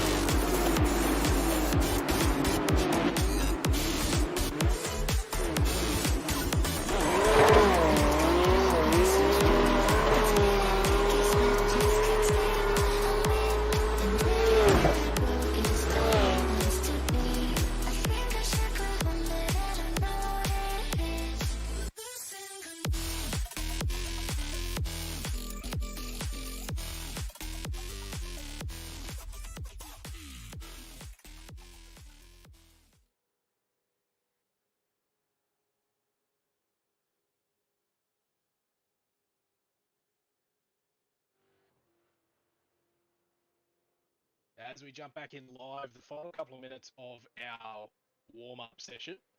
And the NTE Series, doing it all over again, Dan. That was the ad for the official announcement of what is to come for the NTE Series. Of course, we will have the Dry Season Cup starting in June 2022. And then the NTE Series Endurance Series in October 2022. And just having a look at some of those tracks too, it's going to be completely different for us, Dan. Well, yeah, it's a very different championship, especially for the Porsche Supercar. Super Cup car coming out there, the 992. We've seen it take the reins of the field, and we've had the safety car out there, but a one-make series, fixed setups, similar to what we've seen so far in the NTE Series. And, mate, the racing's going to be hard and fast. Those cars are a hoot to drive. Yeah, absolutely. And as we get ready to stack them up for the 40-minute main race, we might have a look and see if we can't grab how they're going to be starting this one, the grid, for the main race, the final V8 race at Mount Panorama, Bathurst, the 2022 NTE Series. What a great season it's been, of course, doing the 5 rounds once again, and we are ready to see how the championship is going to stack up. So have a look as we roll through how they qualified. It looks like Blake Warboys will start on the front end of the field with Jack Widders on the outside. On the second row, we'll see Damon Mulqueen start alongside Justin McLean. Josh Drage and Ryan Robson will start on the next row. Then back to Nathan Brown, Daniel Norris. Behind them, we'll see Carlton Gitter and Dean Crosby. That's your top 10 starting points. And I think the start here is going to be where it's at, Dan, is, we've got 40 minutes to get the race run and done. So approximately 20 laps will be the journey. Of course, we will have our manual safety car somewhere in the middle of that. So that's going to really throw a cat amongst the pigeons with how the guys are stacked up, and generally comes at the time that we really need it most, and we really need to get the car stacked back up. Well, it will, and I mean, we saw in the opening laps of the TCR race just moments ago that the guys managed to get the cars away pretty well unscathed on the opening lap. Now that the challenge comes to the supercars, they're a much heavier animal, narrower tyres. They don't have the traction control aids that we've got in the TCR car. And when you've got 30-odd cars following their way over the top of the hill for the first time, cold tyres, lots of fuel on board, mate, it's going to be tricky for them to put them through the concrete canyon without any issues. Yeah, absolutely. And of course, as normal, we have the fixed setup for the guys here, so they will have a full fuel load, and it's even playing field across the board with the guys with the same fuel load. Where it all comes down to being tricky, and you talk about the manual safety car coming out, and where that happens, that really dictates how the guys are going to set up the rest of their race, because they can then choose how much fuel they're going to take on, or whether they take a new set of tyres or try and push their way through. As it looks like we're about to go green for the final time for the 2022 season here at Bathurst, Mount Panorama. It looks like all the guys have managed to get the cars away well. We have our first run up Mountain Straight here. With us back out in front, Blake Warboys right alongside him. Josh Drake up there in fourth position at the moment. Dan Mulqueen just drops back a fraction there into fourth, now actually down into fifth at the moment. So currently sitting top three in the championship, and a little bit of work to do as we start our run across the top of the hill for the first time. Yeah, absolutely. And no surprise, the good battle going on here with Blake Warboys moved his way to the front of the field with Jack Woodard slotting in behind. And the race gets underway fairly well unscathed. Nathan Brown, further back in the field, had a off in the opening corners there. Seemed to be an issue by himself, and just lost control of the car, and unfortunately will drop off the rest of the field as we jump on board with Blake Warboys on the driver cam, thanks to Shannons Insurance. Great to see the guys there with their gloves on and racing, taking it nice and seriously, and getting this race underway. So definitely for Blake, leading this one for the opening lap here for the final time will be something special for him, and something that will instill a fair bit of confidence in him nice and early on. Absolutely. I mean, be the first one across the top of the hill, no issues. All you got to worry about is just keeping the car on the straight and narrow on the way down the hill. And he's done that perfectly. He now sets up for the run into the chase, and we've seen plenty of guys lock a wheel through here. And for this time through, no harm, no foul there. Gets through nicely. But double out Widdist closing just marginally there. He gets maybe just a slightly better run on the exit of the chase. And we'll see whether he has a look down into the final corner. Doesn't get it through, but there's been a big incident down off the chase there. Looks like 3 or 4 cars involved in that one. Didn't catch who was in that particular incident, but a lot of guys off to the side of the track. Looks like they're all moving now, though. Yeah, it's going to be one of the challenges that these guys face, and unfortunately it can make or break the races for some of the guys that can happen anywhere in the field, whether up the front or down the back. The guys unfortunately will have some incidents that cause some issues for them.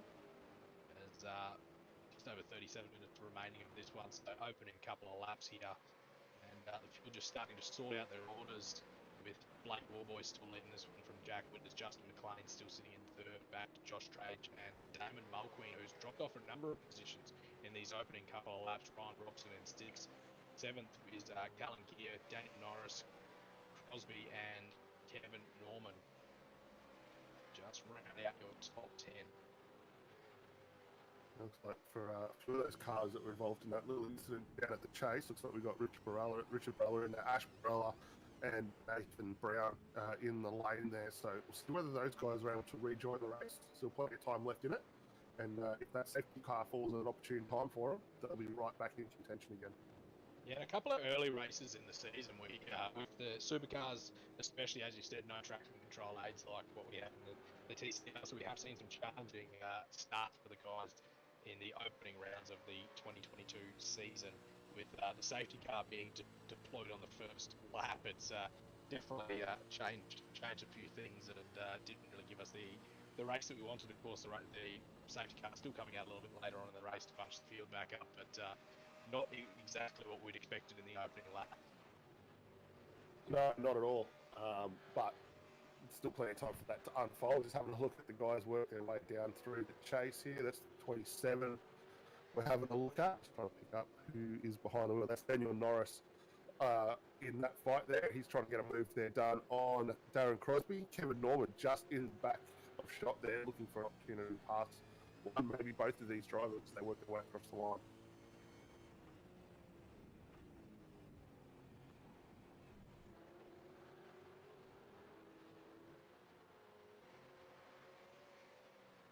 Just in the front of Darren Crosby there, currently sitting in 8th position, and looking a bit further back to Kevin Norman, who's moved his way up to the top 10.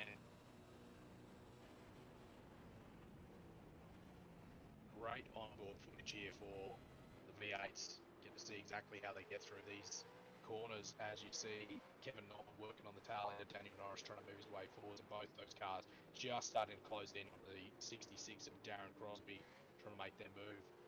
As I was just saying, that the move managed to get done. Darren Crosby goes back to 10th position. Daniel Norris, Kevin Norman move up 2 positions.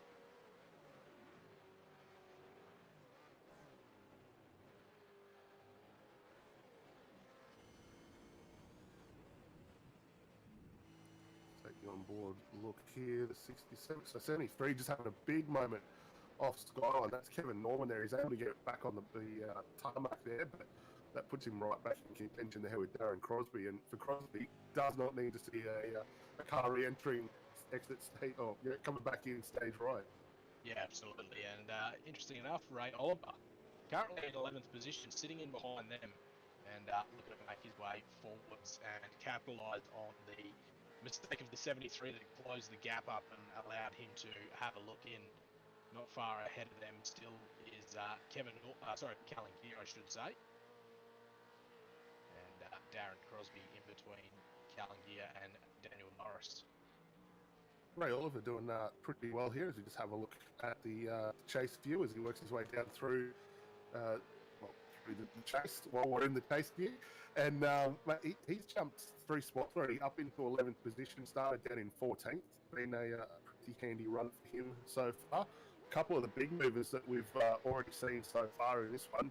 Tim Nicol up 11 positions from where he started. Michael Gore, another driver, up 11 spots. And Justin Cotter has gained 8 positions so far to get himself out inside the top 20 in 19th.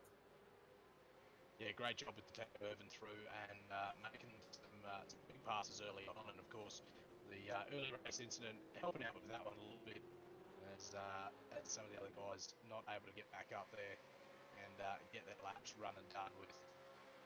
Looking like a couple of guys maybe not continuing on with the race and moving on as we have a look on board with the 39 and Michael Gore. Of course, Michael helping us out with providing the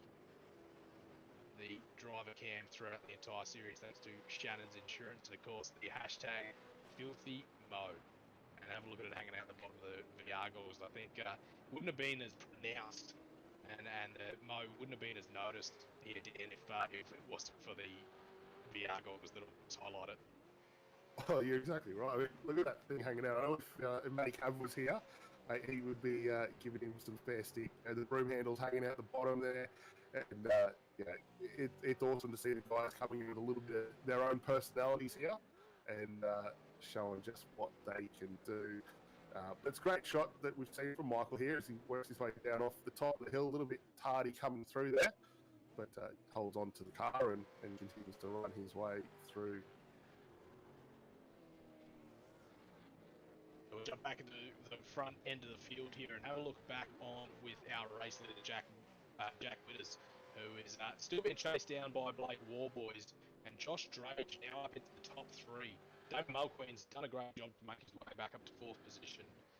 And see what they can do as we just get towards the first 10 minutes of this race being run and done, with 30 minutes will be left to run as some lap cars just start to come into contention here. the field just starting to close in on the cars ahead of them. Yeah, just having a look at the track map at the moment. Looks like position 29, 28 are going to be our next cars that will pick up. But those guys just working their way through McPhilly onto Skyline and about to start their run down off the mountain. But that is Shane Newlands and Steve Kennedy. Those guys were involved in some incidents earlier on. A little bit of work for them to do to catch back up. They'll really be hanging on for that safety car to get themselves back in contention.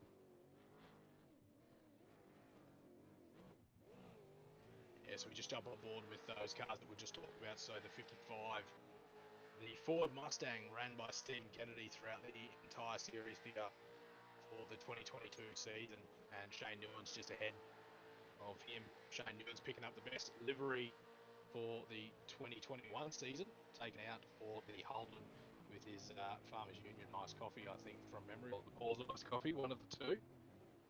And he just goes out wide there and he opens up the door for Stephen Kennedy to sneak on through there, and great looking livery still on board for Shane Newlands here as we have a look at it on your screen right now.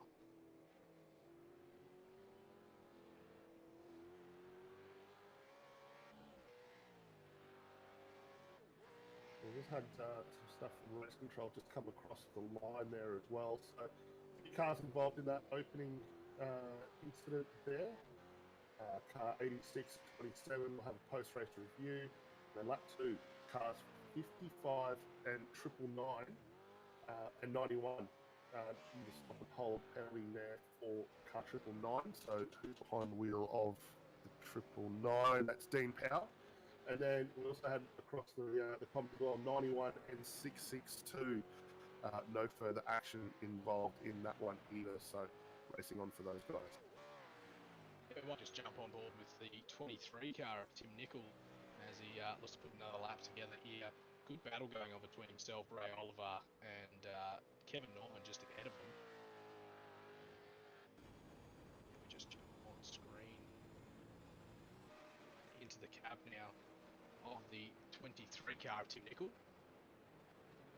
Unfortunately, having some issues tonight with our training mates for the live stream, so not seeing the liveries that we would be used to seeing up on screen, having a little bit of issues. Only half the cars really populating their screens, just as we see Kevin Norman goes out wide and opens the door there. Tim Nicol sneaks on through and takes a position. Ray Oliver looking to capitalise on the mistake as well. Not normally what you'd see from Kevin Norman. Generally fairly decent, but as we said, puts together a fairly intense race around Mount Panorama, and unfortunately, with some of the flowing corners, those sorts of things can happen here. But Ray Oliver and Tim Nicol move their way forwards. Kevin Norman now outside the top 10. We've just jumped on board with the Ford Mustang of Ray Oliver. Great looking livery on the side for Ray Oliver's car as well here as they go through the top of the mountain. Bit of a gap opened up between himself and the car in front of Tim Nicol. Great that we jumped on board for that one and seen the upset there that Kevin Norman went up in the wall and opened up the door for these two to make their way forwards. Yeah, definitely. And I think it's a bit of one of those things for Kevin Norman there. We've already seen him come off at the top of the mountain there across Skyline and be able to get the car back on, but he's had a fair bit of trouble in this one.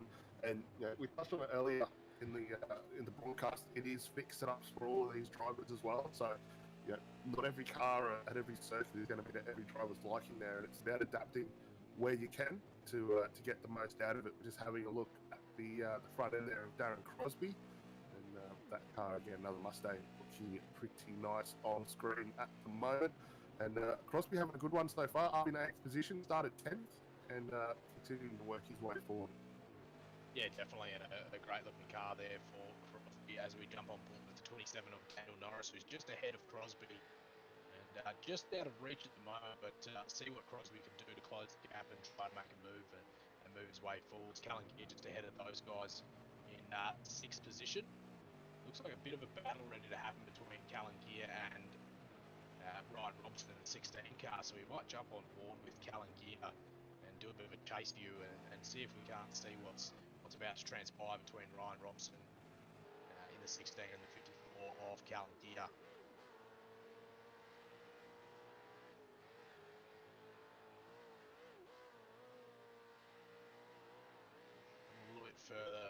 back in the field at P17. Mitch Lucky trying to make a move at the pass as well. There's some good battle packs going on throughout the entire field.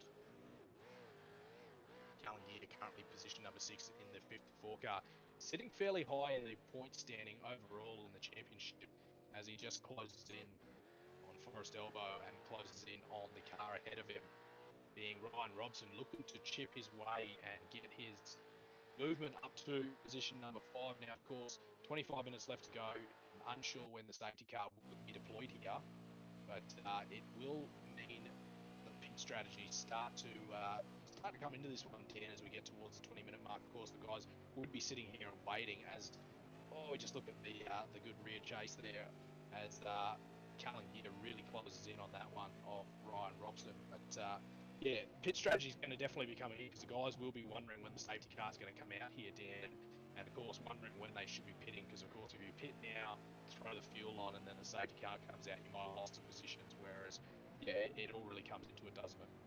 Well, it certainly does, but looks like we've got a few drivers already throwing caution to the wind there and coming in. So we've just seen Jack Widders come in from the lead of the race. He's just got into his pit bay there. Along with him, we saw Daniel Norris come in, Kevin Norman's in, Jake Burgess also in the lane for their respective stops as well. So a few guys blinking early, but you're right. If we get a safety car come out towards that sort of 20-minute mark or maybe just a fraction later, it's going to play well into the guys that are able to run their fuel loads longer, get it almost down to zero, because they don't need to stick as much fuel back in the cars. That being said, they do run the risk, depending on where they are on circuit, when that safety car comes out, it could heavily penalise them also. Yeah, absolutely. And, you know, I guess for some of the lesser experienced guys, you know, we know the likes of Paul Mansell and Guy Leach, who aren't joining us tonight for the final round, unfortunately. Some prior commitments. We know with those guys, they really know that based on the amount of fuel load they're going to throw in the car, they absolutely know that that's going to be, you know, 5 seconds in the pit or 10 seconds in the pit. You know, they know all these things. They know how far they are ahead of the car behind them, and when they get in, they also know how quickly they can, you know, or how long it's going to last them for based on safety cars and those sorts of things. Whereas I guess some of the less experienced guys will just be banking on going to the 20-minute mark. They know how much fuel they have to throw in for the last 20 minutes, and they just want to get their race run and done. Well, exactly right. And there's so many third-party apps available now for iRacing to help you with those fuel calculations. You know, there are a few drivers out there that will have their own race engineers supporting them along the way, as we see our second and third place runners, Josh Jage and David Mulqueen, come in the lane. Blake Woolboys also in the lane as well, so they're reacting to what we saw from Jack Widders. But you know, if for the drivers that don't have their own spotter or someone helping manage the fuel positions and stopwatch, there's some good third-party apps out there that like JRT or Crew Chief that can help, you know, take a lot of that issue out of contention for those guys to work out how much they need in order to get the cars back in time. Yeah, absolutely. And I guess, you know, looking at the race here, being a 40-minute race, I guess for the guys, based on the fact that the safety car has not been deployed as of yet, there's been no major race incidents or anything like that, the guys would just be going, let's get it over and done with, let's get it run and done now. And, you know, it's sort of a bit of a game too as well when you think about it. And if one of the guys, you know, at the front goes in, well, naturally most of the rest of the field are going to follow. Absolutely. I think you're kind of mad if you don't, especially knowing there's going to be a chance of a safety car. And like I was saying before, if you're running that little bit too long and you get caught in that awkward spot, let's say you're coming into the final corner, safety car comes out and he gets out before you, everyone else has an opportunity to come in the lane and get those stops done. You've got to circle back around and then take your stop while the trail's on your bum and you're at the back of the field. So it's a tricky one to get right. And as you say, it is a random safety car. We don't know where that's going to come through, but it adds a little spice of life. Now, in saying that, with the pit stops that have already come and gone, Jack Widders, as we said, first cab off the rake to come through for his stop there. He had a total transit time, 59.22, and Blake Warboys 59.78. In between all that, Widders has been able to gap Warboys by 2.5 seconds. So coming in early has paid a slight dividend for him now. Yeah, absolutely, and it's I guess it's something that they've really got to look at when they're coming into pit, and Dan, that would be realistically where it comes down to how much fuel and whether you're going to take tyres on as well, isn't it? Because it can make the difference between how much gap you have between the first and second car. Yeah, look, if you're putting anything over 8 seconds of fuel in, it's a no-brainer to throw a set of tyres on the thing because you can cover it off in the pit stop there. So for a lot of these drivers, we've still got 20 or just over 20 minutes on the clock. You would expect to throw a fresh set of tyres on. And you're not going to get any disadvantage in doing that at all. If anything, it's only going to help get you through there further through the race. The drivers that want to risk it and gamble and not take this tyre strategy, they're really going to pay the price further on as the race unfolds.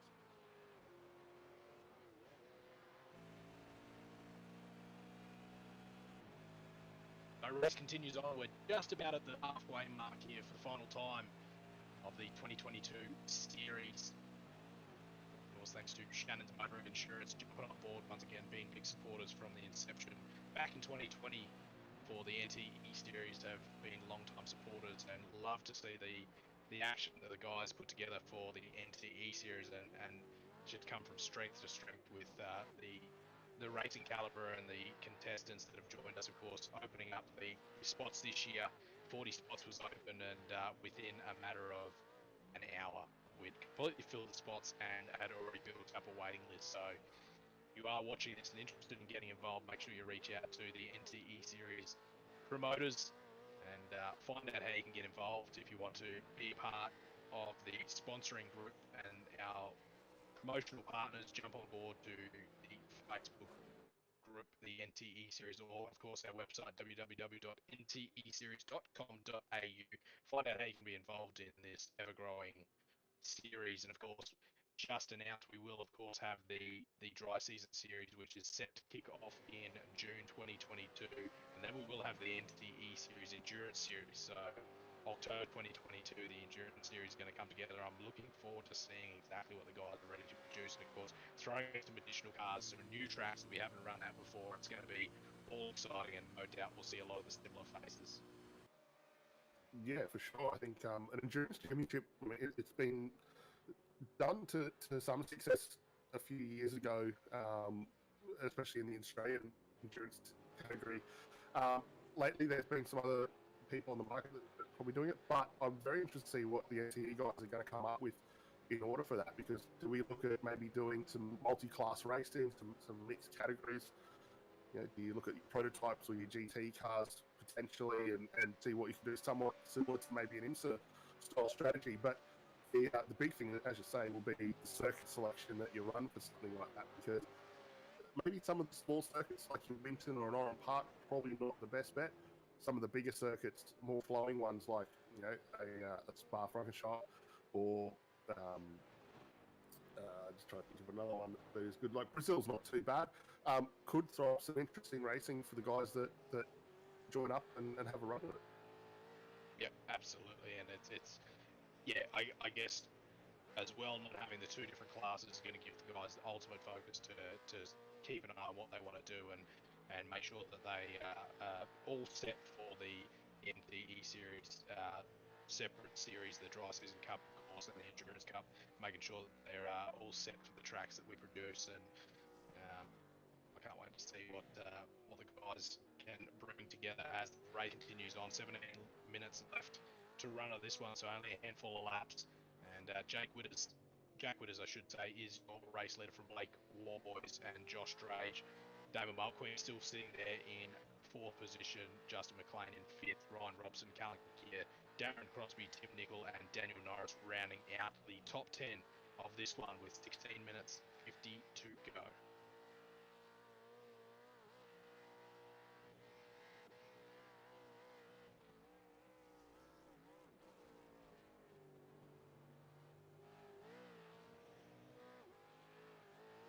Well, we keep an eye on Blake Ward making his way around for what will then be the conclusion of his 11th lap, or the beginning, sorry, of his 11th lap.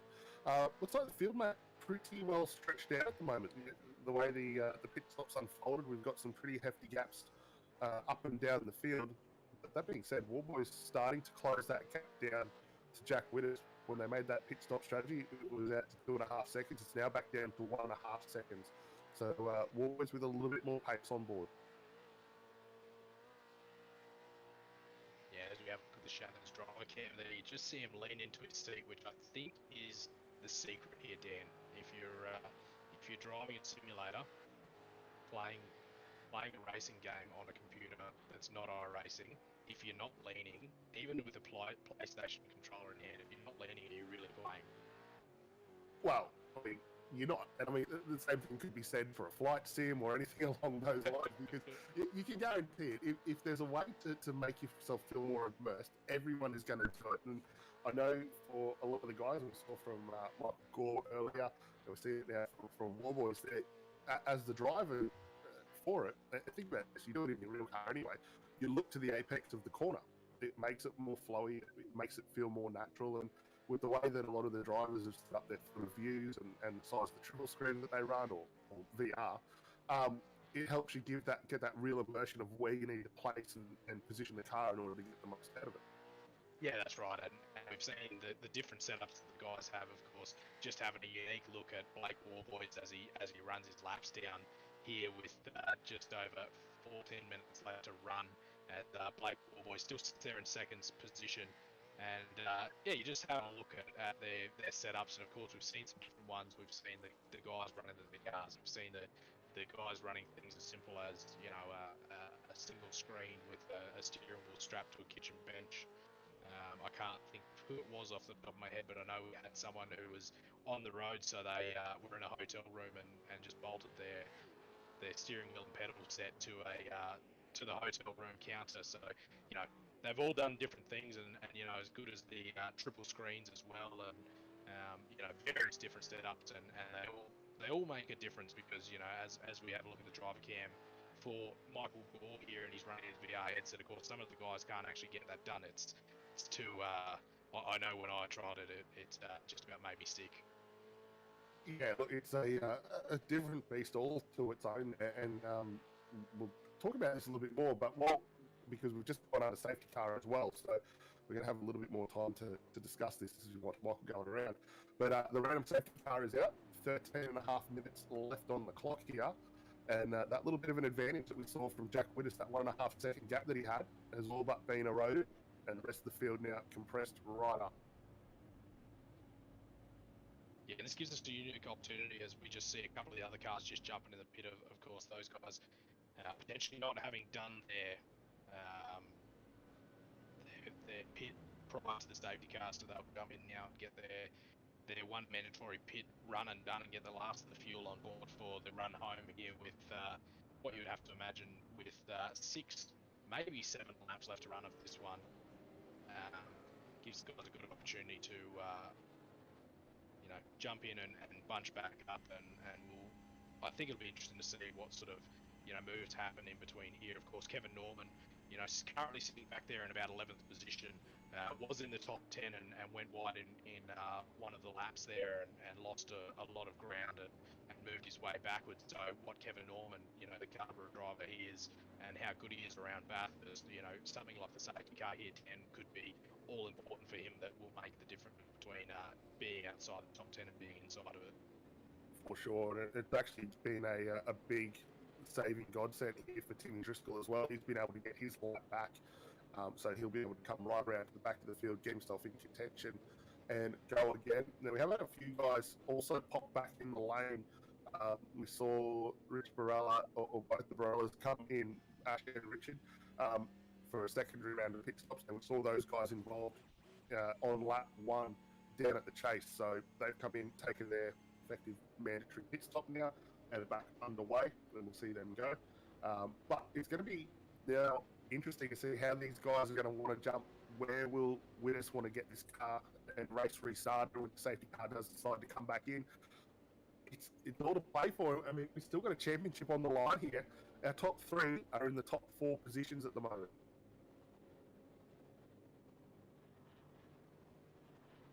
Yeah, so you have to imagine that unless something super dramatic happens here, we're pretty much looking at a pretty solid top three.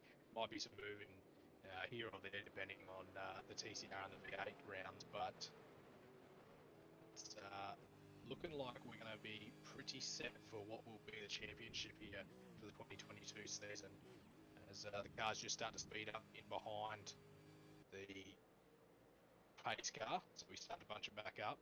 Of course, you're looking at the points up on screen there, so just under 11 minutes to go, so round results from Winton just up on your screen. So pace car not pulling in that time around, so it looks like we'll do another lap under safety car conditions. Just give the opportunity for everyone to field back up. So of course the TCR race, Blake Warboys, Dyno Mulqueen, and Michael Halkid is doing a great job there to get up to the third in the TCR race in the Hyundai. And then race 2, the supercar race, taken out by Blake Warboys. Dean Power, great job hit there, getting up to second position, and third coming home in the Loud Sign 662 car. The entry of Justin McLean. Great racing at Winton Motor Raceway as well, a great addition to the circuit.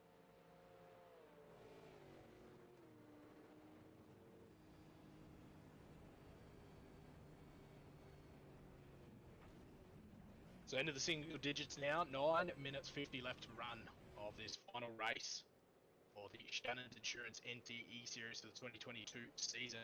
Who will be on the podium when the checker flag drops, and what will that change when it comes to our series championship standings? Some pretty dramatic things would have to happen for anyone in the top 5 not to be there. So we're pretty sure as the top 5 sits, will be the top 5 at the end of it. It'll just be how they actually stack up depending on how they finish in this race. But your top 3 currently sitting in the top 4 of this one, so it's looking pretty good for a finish for these guys, Dan. It certainly is, and if anything, really, it's the battle for second that we really need to focus on, because there's not a big points difference between both Warboys and Queen. I'll just bring it up so we can have a look. At the end of our final TCR race, and obviously we've still got to wait for tonight's race in the Supercars to complete, but the battle for second is only split by 23 points at the moment. There is absolutely nothing in it between both Blake and Darwin there, and if anyone gets a positional change here, that could mean that the difference in how this is all going to pan out at the very end of this season.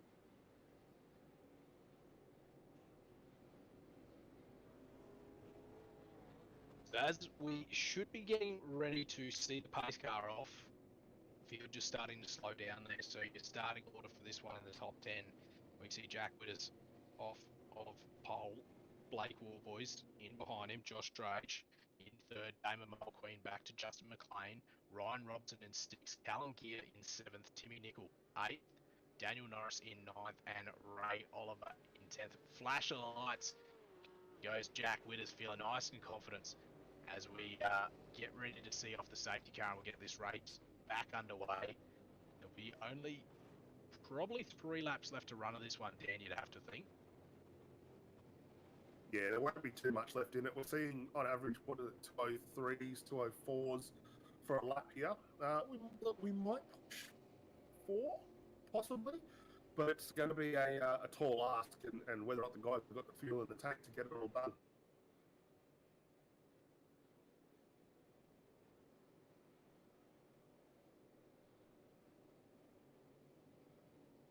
A nice steady start here, the field just slowing up in a big way. Some impressive looking cars throughout this field as Jack Witters gets ready to get us back under fire. Blake Warboy sitting right on his tail, not letting him go anywhere. See what moves are made in this opening lap with the field bunched right back up. Of course, no one wanting to see any of the field separated. We'll stay on this chase here with the front end of the field. Oh, Blake Warboys. Warboys is right into this. This is exactly what we saw in that TCR race. Warboys down the inside into 2. Oh, have a look at Josh Drage too, looking to make his way through and capitalise on that one as well.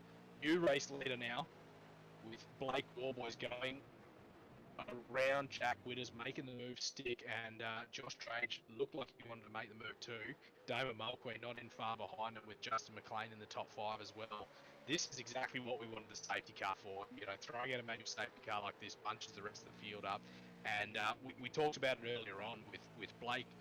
You know, there was a 2.5 second lead between himself and distance, and he just started to really close in on the tail end of Jack Witters, and obviously the race pace that he showed there paid off on that restart. Yeah, it certainly did there, and I think for Warboys it was the moment that he had to do it. If he didn't get it done there, much like we saw from Mulqueen at the back end of that TCR race, he was going to really struggle to get the move completed there. So he got his way through nicely.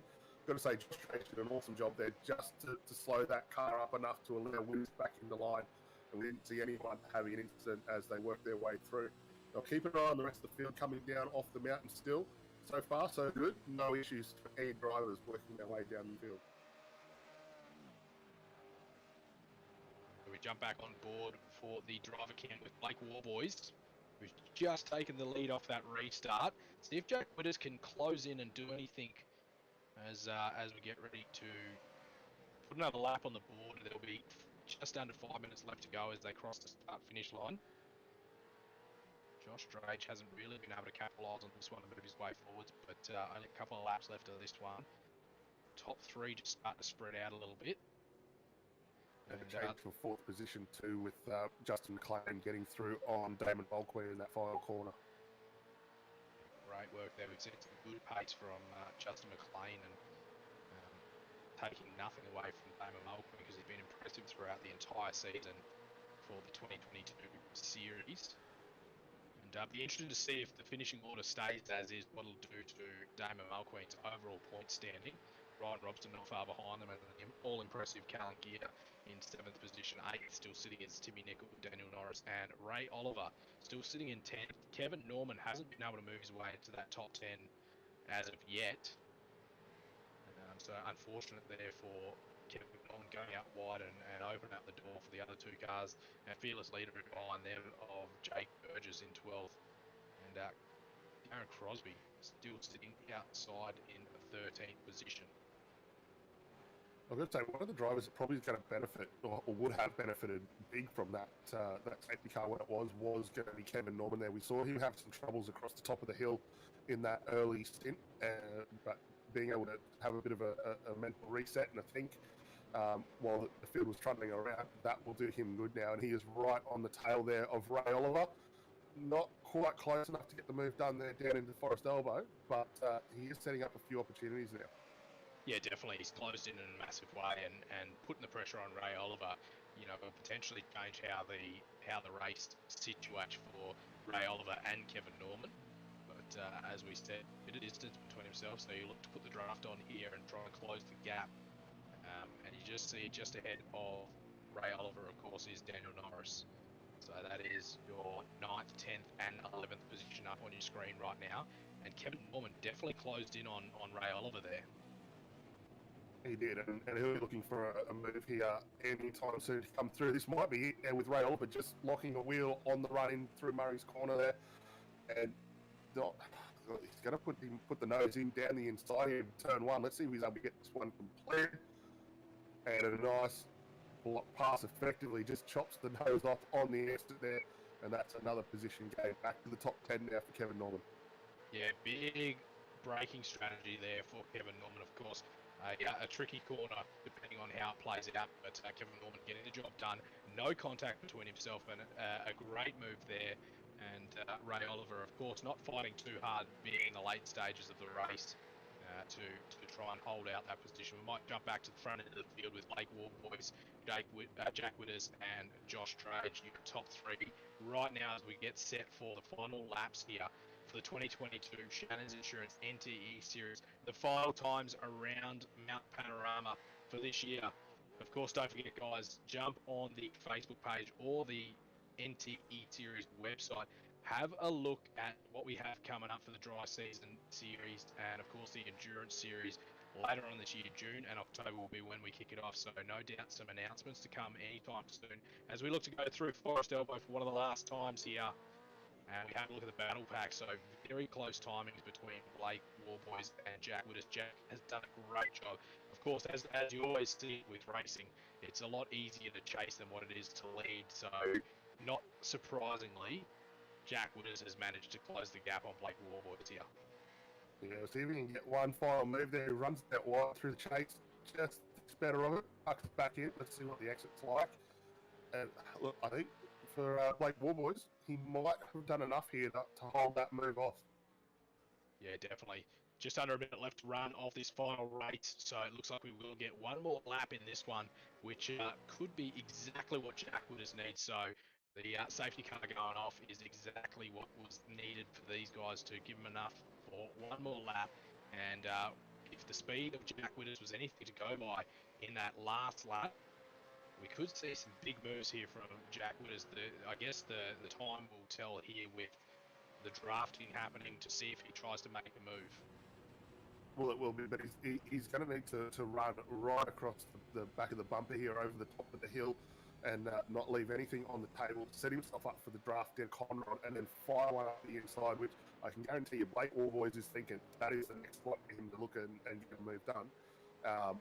And fire one through there. And for Warboys, all he's got to do is just park it in the middle of the road there, run his line, get the car stopped and turned, and he'll hold on to this one. Now, while we're watching all this, looks like Darren Mulqueen's actually himself now back up into 4th position as well. He got a move done on claim just a lap and a half ago. So that's going to help him out a little bit. But this battle for first and second, mate, it is going off. Yeah, absolutely.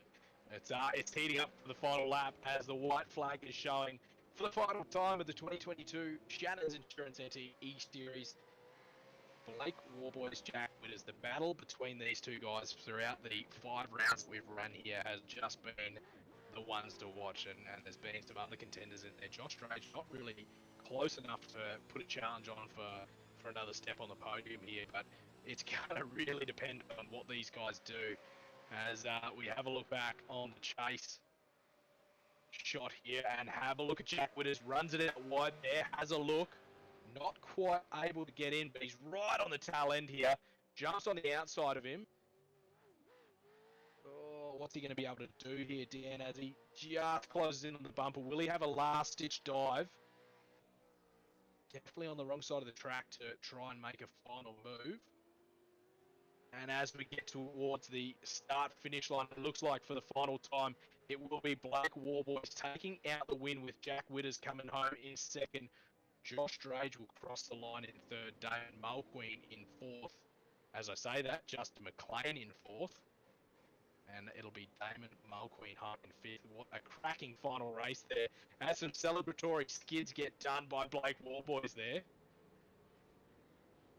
And we get all the cars packed up on Mountain Straight. So, hey, why not? They've raced bloody awesomely over the course of this season. And, yeah, looking forward to seeing this. And I just heard from Jake as well, mate. He's going to send everyone over the jump down Conrod. Oh, excellent. This always has to be the best way to go. So, do we award a commentator's best aerobatic moment off the jump? You would have to, surely. It's for those who do not know, Dan, why don't you explain how the jump works? Yeah, so for those new for those new iRacing, when they scan Bathurst, the run through the chase, you've got, everyone who knows Bathurst, you've got a massive gravel track that you can fly through, and in the way that iRacing have just kind of teed it up, it works as the perfect launching ramp to set yourself up with a jump right back on to the second to last corner there. So we'll see the guys have a run through it. Now the car gets pretty squirrely going down through the gravel trap there, but mate, you can jump it pretty well, land it on all fours, and if you do mess it up just a bit, you end up basically doing the tumble dryer effect. God, I could think that if you're Michael Gore in the VR, you do not want to have one of those tumble dryer moments. We don't want to see any upchuck on the dirty mode. Yeah, absolutely. As we jump back on screen with your final race winner, as he comes out of Forest Elbow, we'll stay in this fast chase view, and we'll be able to see as the cars get set for the jump. It looks like Blake Warboy's ready to get us underway. The rest of the field starting to just getting behind him, so we might do this view here, stay on this one, because we'll be able to see the rest of the field as they get ready to jump in.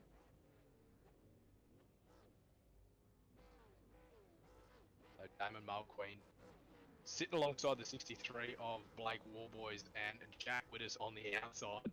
And it looks like we're ready to get the jump underway.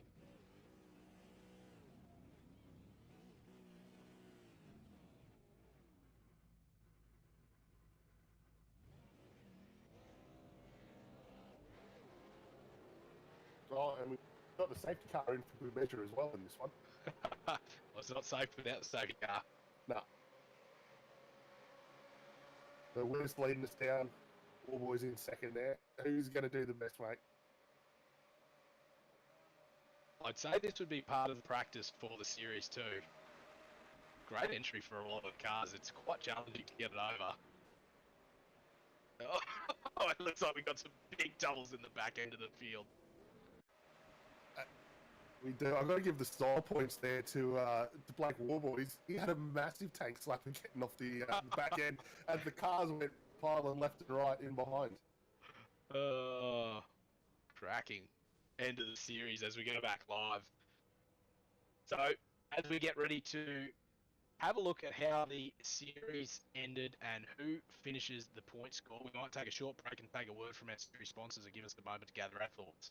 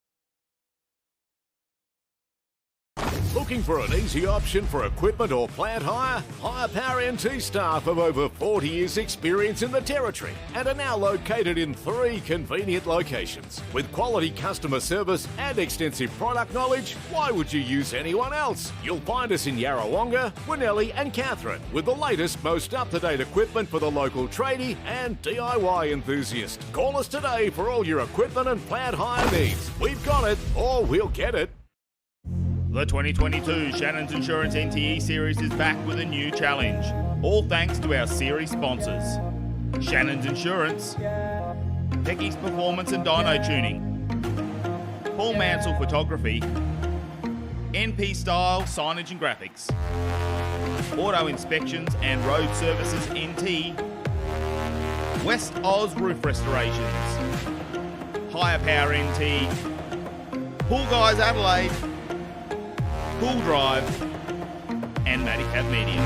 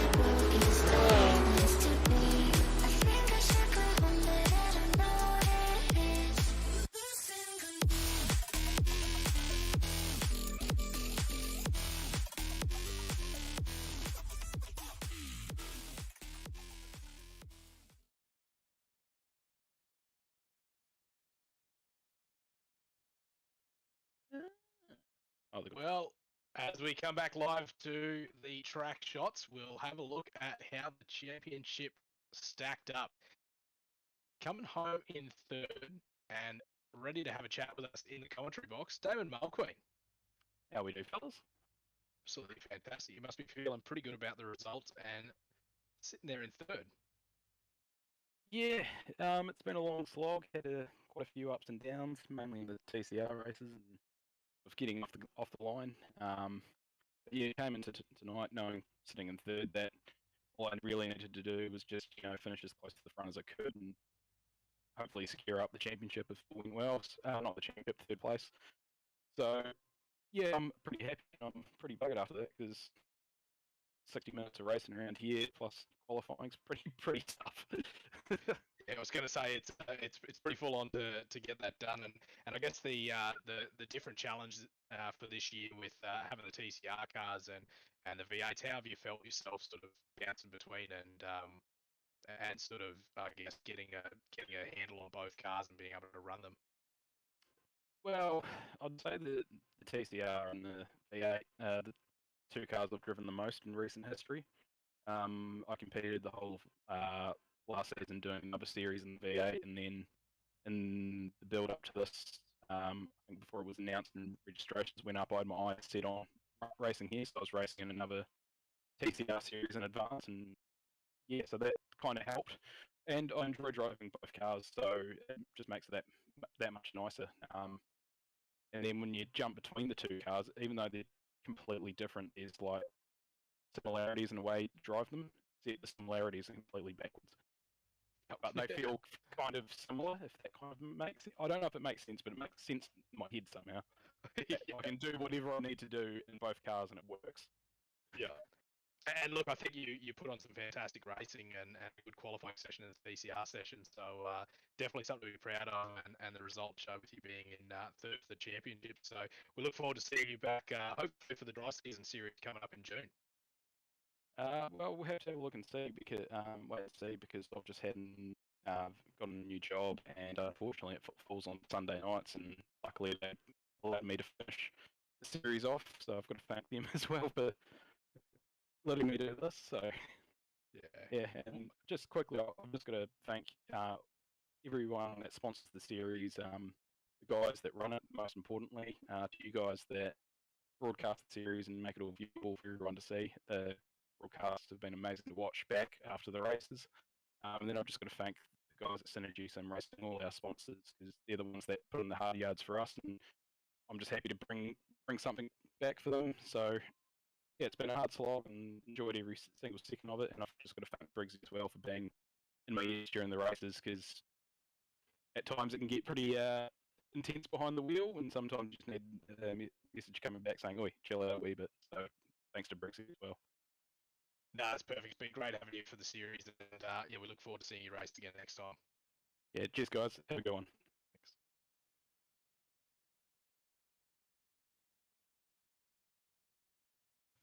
And now having a look to bring in our second place for the championship series, Blake Warboys. Hi guys. Now, it's a pretty good result for the end of the series, and of course, plenty of fun to be running at Bathurst, especially for the final time of the series, and coming away with second. Got to feel pretty good. Yeah, it feels great.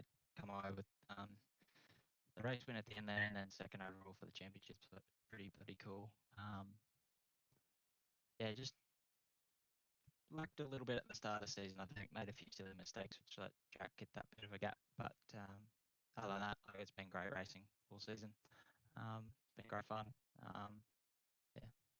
Yeah, it's been great to watch you and Damon who come away with third, and of course Jack Witters all battling it out for the top end of the races as the series went on, and you've definitely been one to watch throughout it, and also just getting that driver view that we've been able to get throughout the series has been great to watch how you get through and watch you lean into the corners as you get on through. Yeah. It's great. It's great having like webcams and all that sort of stuff. It's good having my long-term friend Nathan, who I live with, right beside me, doing all these races as well, which is really cool. But yeah, it's been a great season, great battling with Darren and Jack all season, and a lot of the other guys too. There's been great battles through the field. And it's been great for our small team. It's helped a lot of our guys learn a bit more racecraft with the 2 cars.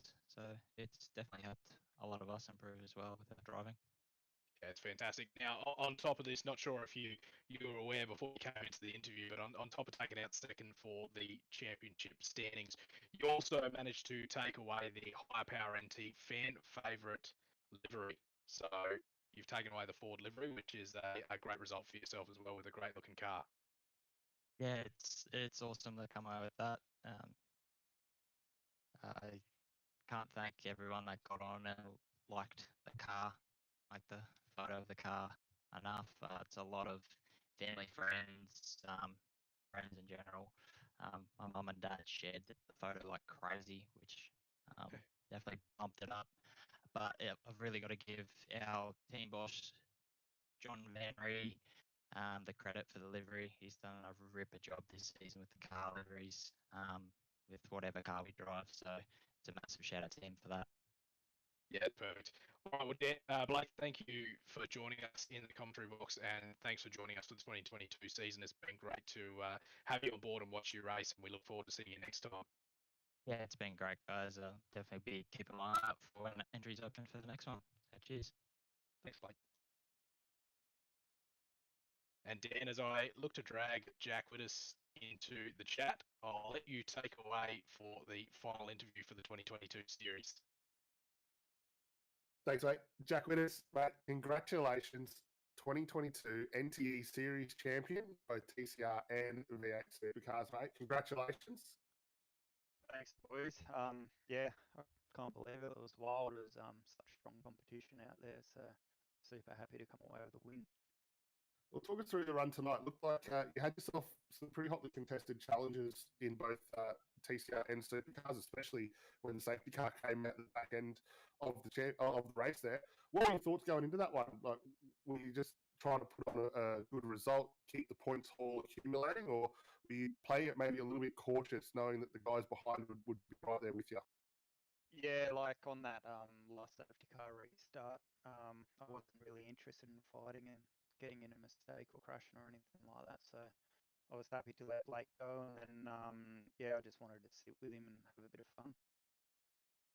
Look, let's go back throughout the course of the season. 5 rounds down, 10 races in total. Is there a race or round that stands out for you as one of the best ones? I really enjoyed Road America, considering like felt like I really didn't have any pace there or anything like that, and then to come around with both race wins there, I was pretty happy with that.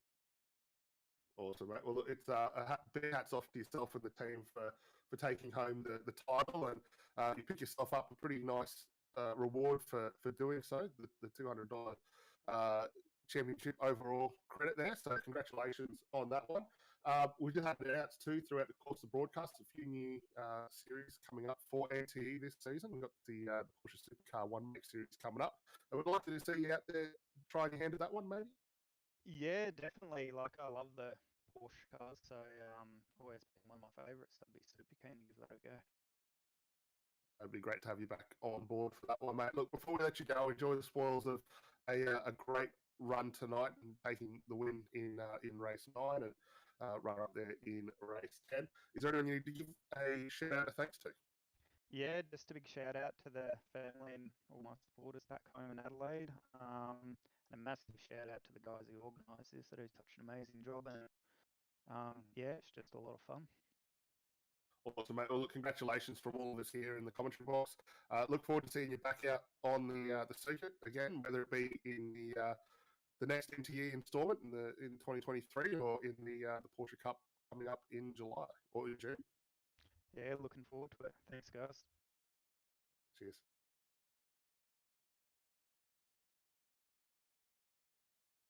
Well, that wraps up the final progressions of the NTE series. We, of course, announced that throughout the series we had a number of other prizes that were up to grabs. So as we talked about earlier on, the EK Darwin Supercar ticket competition, Dean Power taking that one out. As well as that, we also had the All Guys Adelaide Most Improved Driver for 2022, Michael Halkitis. Did a great job throughout this season and managed to pick up the win there for the Most Improved Driver. Of course, as we just talked about, as we interviewed Blake Warboys, he managed to pick up the High Power NT fan favourite Ford, and then the High Power NT fan favourite Holden goes to Justin Cotter. And keep an eye out for the NTE Series Facebook page, as we will, of course, have the West Oz Roof Restoration Best and Fairest Driver announced and the NTE Series 2022 Wooden Spoon Award. Well, we can actually announce those now. We've got our best and fairest standing below, just in the green room there, so we might bring him up to have a chat about that. We've also got our Wooden Spooner Award that we can hand out also, mate, so we might as well knock these off while we've got the chance to, eh? Absolutely, I'll let you take them away because I am just trying to catch up on that. That's all good. Look, coming in for the West Oz Roof Restoration's Best and Fairest, we've got the 334 driven by Ash Barella. Mate, congratulations. Been a very good run for yourself throughout the course of the season, and you picked yourself up the Best and Fairest award. Yeah, thanks, mate. Yeah, definitely didn't expect that. But yeah, no, just first I'd like to thank Jake Burgess and the crew that set the NTA series up and all the sponsors that go with it. Running the league myself, I know how daunting it is and the time you got to put into it. So full credit to you blokes. Look, you had yourself a really good run there. We were keeping track of your progression throughout the course of the race. Maybe Supercar's not quite where you wanted to be. It looked like you dropped a few positions there. But the TCR seems to agree with you quite nicely. Yeah, I probably missed out on TCR quality. I didn't set times. I had to come from the back. So a bit unfortunate there. And then, yeah, the V8s, I think, started 15th and got pushed off the track, lap one into the chase. And luckily survived it. And yeah, made a few spots back. No, well, mate, you did yourself proud out there over the season, and as you say, come back home with the Best and Fairest award. So $150 heading your way there. Before we let you go, though, we've got a couple of new series coming up for the NTE, and we'd like to see you back on the grid going forward. Oh, definitely. As I said before, the boys and you guys, what you put into this series, it's a pretty well run series, and there's some pretty good drives in it. So yeah, we'll probably give it another crack and stick around and cause more fun. Fantastic. Well, again, all the very best on that, and congratulations, NTE 2022 Best and Fairest out there, Ash Barella. Thanks, mate. And team our final award for the night, and mate,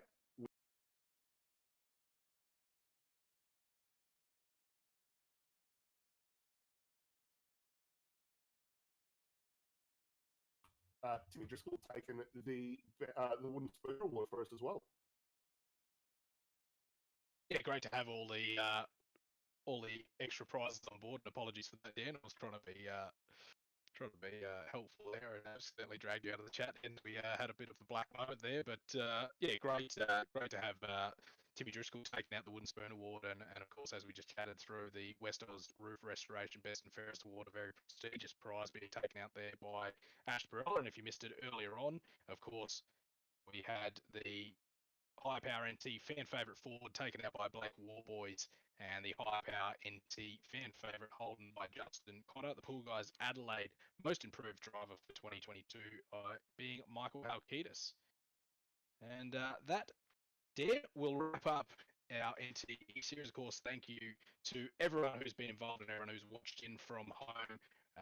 Manicav Media for helping put together the stream, and of course the event organisers Jake Burgess and the other team members who help out with us. We can't do this without our sponsors, of course.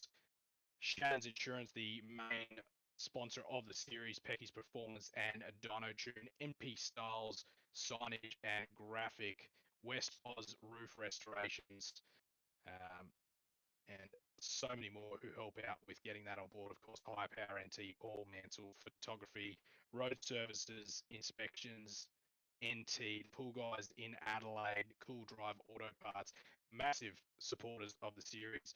I've been Tegan Peck, Dan Leet, you've been in the commentary box with me.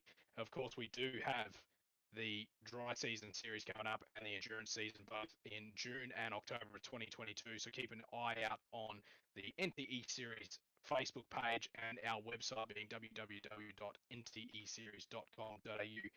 For all those tuned in, thank you and good night. Looking for an easy option for equipment or plant hire? Hire Power NT staff have over 40 years experience in the territory and are now located in 3 convenient locations. With quality customer service and extensive product knowledge, why would you use anyone else? You'll find us in Yarrawonga, Winnelli and Katherine with the latest, most up-to-date equipment for the local tradie and DIY enthusiast. Call us today for all your equipment and plant hire needs. We've got it, or we'll get it. The 2022 Shannons Insurance NTE Series is back with a new challenge, all thanks to our series sponsors. Shannons Insurance, Pecky's Performance and Dyno Tuning, Paul Mansell Photography, NP Style Signage and Graphics, Auto Inspections and Road Services NT, West Oz Roof Restorations, Higher Power NT, Pool Guys Adelaide, Cool Drive, and Matty Cat Media.